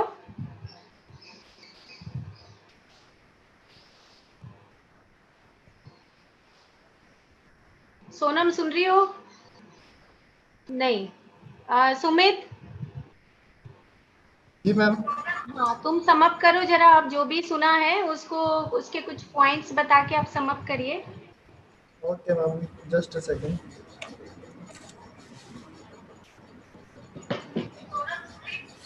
तो अच्छा, मतलब बहुत अच्छा रहा, और मैंने तो ये सारे पॉइंट्स नोट कर लिए हैं, और हम इसको, इस चर्चा को आगे जारी रखेंगे। जैसे कि मतलब मैं जब पहली बार जब मैंने ये जाना था कि होस्टन प्रिजन गाय होती है, तो मुझे उससे और भी ज़्यादा प्यार हो गया था, क्योंकि सब लोग उससे नफरत करते हैं, तो मुझे और भी ज़्यादा प्यार हुआ, क्योंकि अंदर से ये आ रहा था कि यार ये कसूर किसका है? कसूर तो हमारा है, चाहे कोई साइंटिस्ट हो चाहे कोई इंसान हो, हम क्यों भेद करें? भी चिड़िया तोते आते गए, कौवा आ गया तो उससे नफरत क्यों है? वो कहेंगे कौवा आ गया, भाई अच्छी बात नहीं है, कौवा तो सारा चीज, कौवा कहाँ जाएगा? पता नहीं कहाँ कहाँ से हमारा दिमाग में मतलब खराबी रहती है कि हम भेदभाव करने लगते हैं। ऐसी मनुष्य की उसमें योनि में भेदभाव, ऐसे ही पशुओं की योनि में भेदभाव। बिल्कुल मैम, अगली बिल्कुल बार जब हम मिलेंगे, बिल्कुल आपको आप सही इसीलिए बोल रहे हो सुनाया है कि परमात्मा ने डॉक्टर इंसान साहब कि इनमें औरों से अलग लाइन चलानी है अपने पृथ्वी पे, इसलिए आपके विचार हैं ये, उस पर भू की कृपा है। जैसे छोटी सी एक बात मैं बताऊं, मंगलवार को बंदरों को बहुत लोग जमाते हैं। मैंने कई बारी ये सोचा यार, मैंने खिलाया करता, मैं संडे को खिला के आता था, मैं संडे को भी तो भूख लगती होगी बेचारों को। ये ऐसी चीज आपको परमात्मा ने इसीलिए दी है कि आपने लोगों को जागरूक करना है, ये सत्य है। बिल्कुल सही जगदीश जी, आपने बिल्कुल सही बोला। और जो आज का विषय है, इंसान इतना क्रूर हो चुका है जानवरों के प्रति। तो मैं आपको एक छोटा सा एग्जांपल बताता हूँ कि आपको उससे पता लग जाए कि हमने जानवरों पर कितना अत्याचार किया और हमने उनको कितना डराया हुआ है। जैसे कि हम सभी ने अपनी लाइफ में किया होगा कि जैसे कि किसी कुत्ते को डराना, तो हम पत्थर उठाते नहीं है, थोड़ा सा झुकते हैं, तो वो कुत्ता ये देख के भाग जाता है कि है ना, कि ये तो मारेगा। हमने पत्थर उठाया भी नहीं, हम सिर्फ झुके हैं, थोड़ा सा हल्का सा झुके हैं, तो वो जानवर पहचान चुका है कि ये मनुष्य है, मुझे मारने के लिए झुका है। तो हम इतनी क्रूरता हम अपने आप में, मतलब जो जानवर के प्रति जा चुके अपना दिखा चुके हैं और करते हैं। इसी तरह हमें लोगों को जागरूक करना है कि अब ये हमारे साथ जीने के लिए आया, हमें इसी में प्यार करना पड़ेगा और इन्हें अपनाना पड़ेगा, क्योंकि ये हमसे अलग नहीं है। पृथ्वी सबकी एक है, और हमने जंगलों को सबको खत्म कर दिया, तो ये बेचारे कहाँ जाएंगे? ये हमारे पास ही आएंगे, हम भगा देते हैं, हम मार देते हैं। तो ये बिल्कुल जो मैडम ने ये शुरू किया है, तो समूह आत्माएं, तो बहुत अच्छा, मतलब बहुत अच्छी सीरीज है लोगों को जागरूक करने का। तो मैं तो बहुत इमोशनल हो चुका हूँ ये आप सबकी बातें सुनकर। तो बहुत बहुत धन्यवाद करता हूँ संगीता नायरा जी का। मैं आपके लिए कहना चाहूँगा कि मैम, मैं शेयर करना चाहूँगा कि आप मुझे बोल दो कि सुमित, मैं चाहती हूँ कि मेरे साथ ऐसे ही मतलब लोगों को जागरूक करने के लिए खड़े हो जाए, क्योंकि मैं बूढ़ी हो चुकी हूँ। मैम आप बूढ़ी नहीं हो, आप शाश्वत हो, तुम शाश्वत हो, तुम बूढ़ी नहीं हो। तो ये बिल्कुल मन से अपने आप निकाल दीजिए। तो आप आपकी आवाज़, आपका जो भी ज्ञान, ये हमेशा ज़िंदगी भर बोलेगा। और मैं इसको मैं अपनी ज़िंदगी जितना मैं जीऊँगा, मैं लोगों को ये सारी बातें जो आप लोगों को जागरूक कर रहे हो, मैं पहुँचाने का काम करूँगा। तो मैं आपको ये प्रॉमिस करता हूँ। और मैं अपने बारे में बता देता हूँ, मैं सुमित कुमार हूँ, मैं पीएमसी हरियाणवी चैनल को संभाल रहा हूँ, इसका डायरेक्टर हूँ। तो जितना भी ये आपका ये पीएमसी चैनल का काम रहता है, ये सब मैं हैंडल कर रहा हूँ। तो मैं बस इतना ही कहना चाहूँगा। बहुत बहुत धन्यवाद। हाँ, थैंक यू सुमित। मेरी जो टीम के मेंबर्स हैं ना, वो सारे यंग हैं, और मैं उनको ये कहती रहती हूँ, देखो मैं अब बूढ़ी हो गई हूँ भाई, तुम अपनी जिम्मेवारी संभालो, आगे बढ़ो और मेरे को थोड़ा रेस्ट दो, क्योंकि मेरे को ये लगता है कि पूरी जब हम सब लोग जुड़ेंगे तो मैं थोड़ा रिलैक्स करूँगी, क्योंकि मेरे अंदर इतना वो है, जुनून है कि पता नहीं मैं क्या कर दूँ। और उम्र के हिसाब से नाउ 52, तो मुझे लगता है कि अब सब लोग जुड़ के काम करेंगे तो और ज्यादा अच्छा रहेगा। मैडम अभी तो आप युवा हुई, 50 साल के तो बुजुर्ग युवा होते थे हमारे, जो स्वस्थ होते थे। अभी तो आप रिटायर के नजदीक भी नहीं आई हो। अभी आप जैसे विचारों का आदमी कभी बूढ़ा नहीं होता। ये मैम को मैं बोल रहा हूँ कि मैम शाश्वत है, देते मैम रहिए बूढ़े लोगों नहीं है। को और आप अभी आगे तो मैम बढ़ते बहुत कुछ करना बाकी है, हाँ। बहुत कुछ करना बाकी है अभी। ठीक है, आपकी ये टीम एक दिन बहुत मजबूत खड़ी होगी, चिंता ना करिए। आपकी जो मुहिम है, जब मैं एक बात बार बार कई बार आपने सुनोगी कहता हूं ना, कि अपना पेट भरने के बाद थोड़ा सा परिहित के लिए जीना सीख ले, तेरा सब कुछ संवर जाएगा अपने आप। आप तो वो सबसे ज्यादा कर रही हो परिहित के लिए। आपके तो एक मजबूत टीम खड़ी होएगी। ये मैं ऐसी, पता नहीं आज आपके इस चैनल पे जुड़ने के बाद विचार पता नहीं किन किन आदमियों तक पहुंच गए हैं, और प्रभु करेगा उन एनिमल लवर को जोड़ेंगे आपके साथ, जो पेड़ पौधे प्यार करते हैं, एनिमल से प्यार करते हैं। काफी लोग हैं समाज में, ऐसी बात नहीं है। जैसे डॉक्टर साहब ने बताया था कि हम मानते हैं कि हम ही हम हैं, ऐसा नहीं है। बहुत लंबी लाइन है इसके, बहुत से लोग हैं, बिल्कुल उनको ऊपर लाने की जरूरत है। आएगा डॉक्टर साहब, आप और उनको हम ऊपर सब लाने की मिलकर जरूरत है। करेंगे, जरूर आएगा। ठीक है। बिल्कुल। Hello ma'am, hello. हाँ हाँ, सुन रहे हैं। हाँ मैम, पत्री जी तो ये कहते हैं कि मैं 2095 तक रहूंगा, आप कैसे अभी से कह रहे हैं कि मैं बूढ़ी हो गई हूँ? ऐसा तो नहीं है। मतलब कि ये लगता है कि ना बहुत सारे लोग जुड़ जाएं और मैं थोड़ा सा रेस्ट करूं। और रेस्ट का मतलब ये है कि रेस्ट का मतलब ये नहीं कि मैं काम धाम छोड़ दूं, मतलब दूसरे बोलने लगे, स्टार्ट हो जाएं, और ये पूरा समाज जो है आगे एक सारे परिवारों के साथ मिलके रहने लगे। तो बस यही इच्छा है अंदर से, यही एक जुनून है। मैम जो ओपनर आपको होता वो है वो तो आगे अनुभव आगे मिलेगा चलता है ना। जैसे परिवार में आंगन में पोता पोती कूदते खेलते हैं ना, दादा दादी अपने आप खुश हो जाते हैं। आपको ऐसे ही मिलेगा देखने को, आपके आगे बहुत परिवार बढ़ेगा। ये धन्यवाद, बहुत बहुत नमस्कार। Thank you. बस अभी टाइम हो गया हमारा, हाँ जी, तो हम सब विदा लेते हैं और अगले इतवार को फिर से मिलेंगे। जरूर। थैंक यू और नए लोगों के साथ मिलेंगे। नमस्कार। बिल्कुल, बहुत बहुत धन्यवाद। आज का सेशन बहुत ही अच्छा रहा। तो आज का सेशन यहीं पर समाप्त होता है। Thank you so much.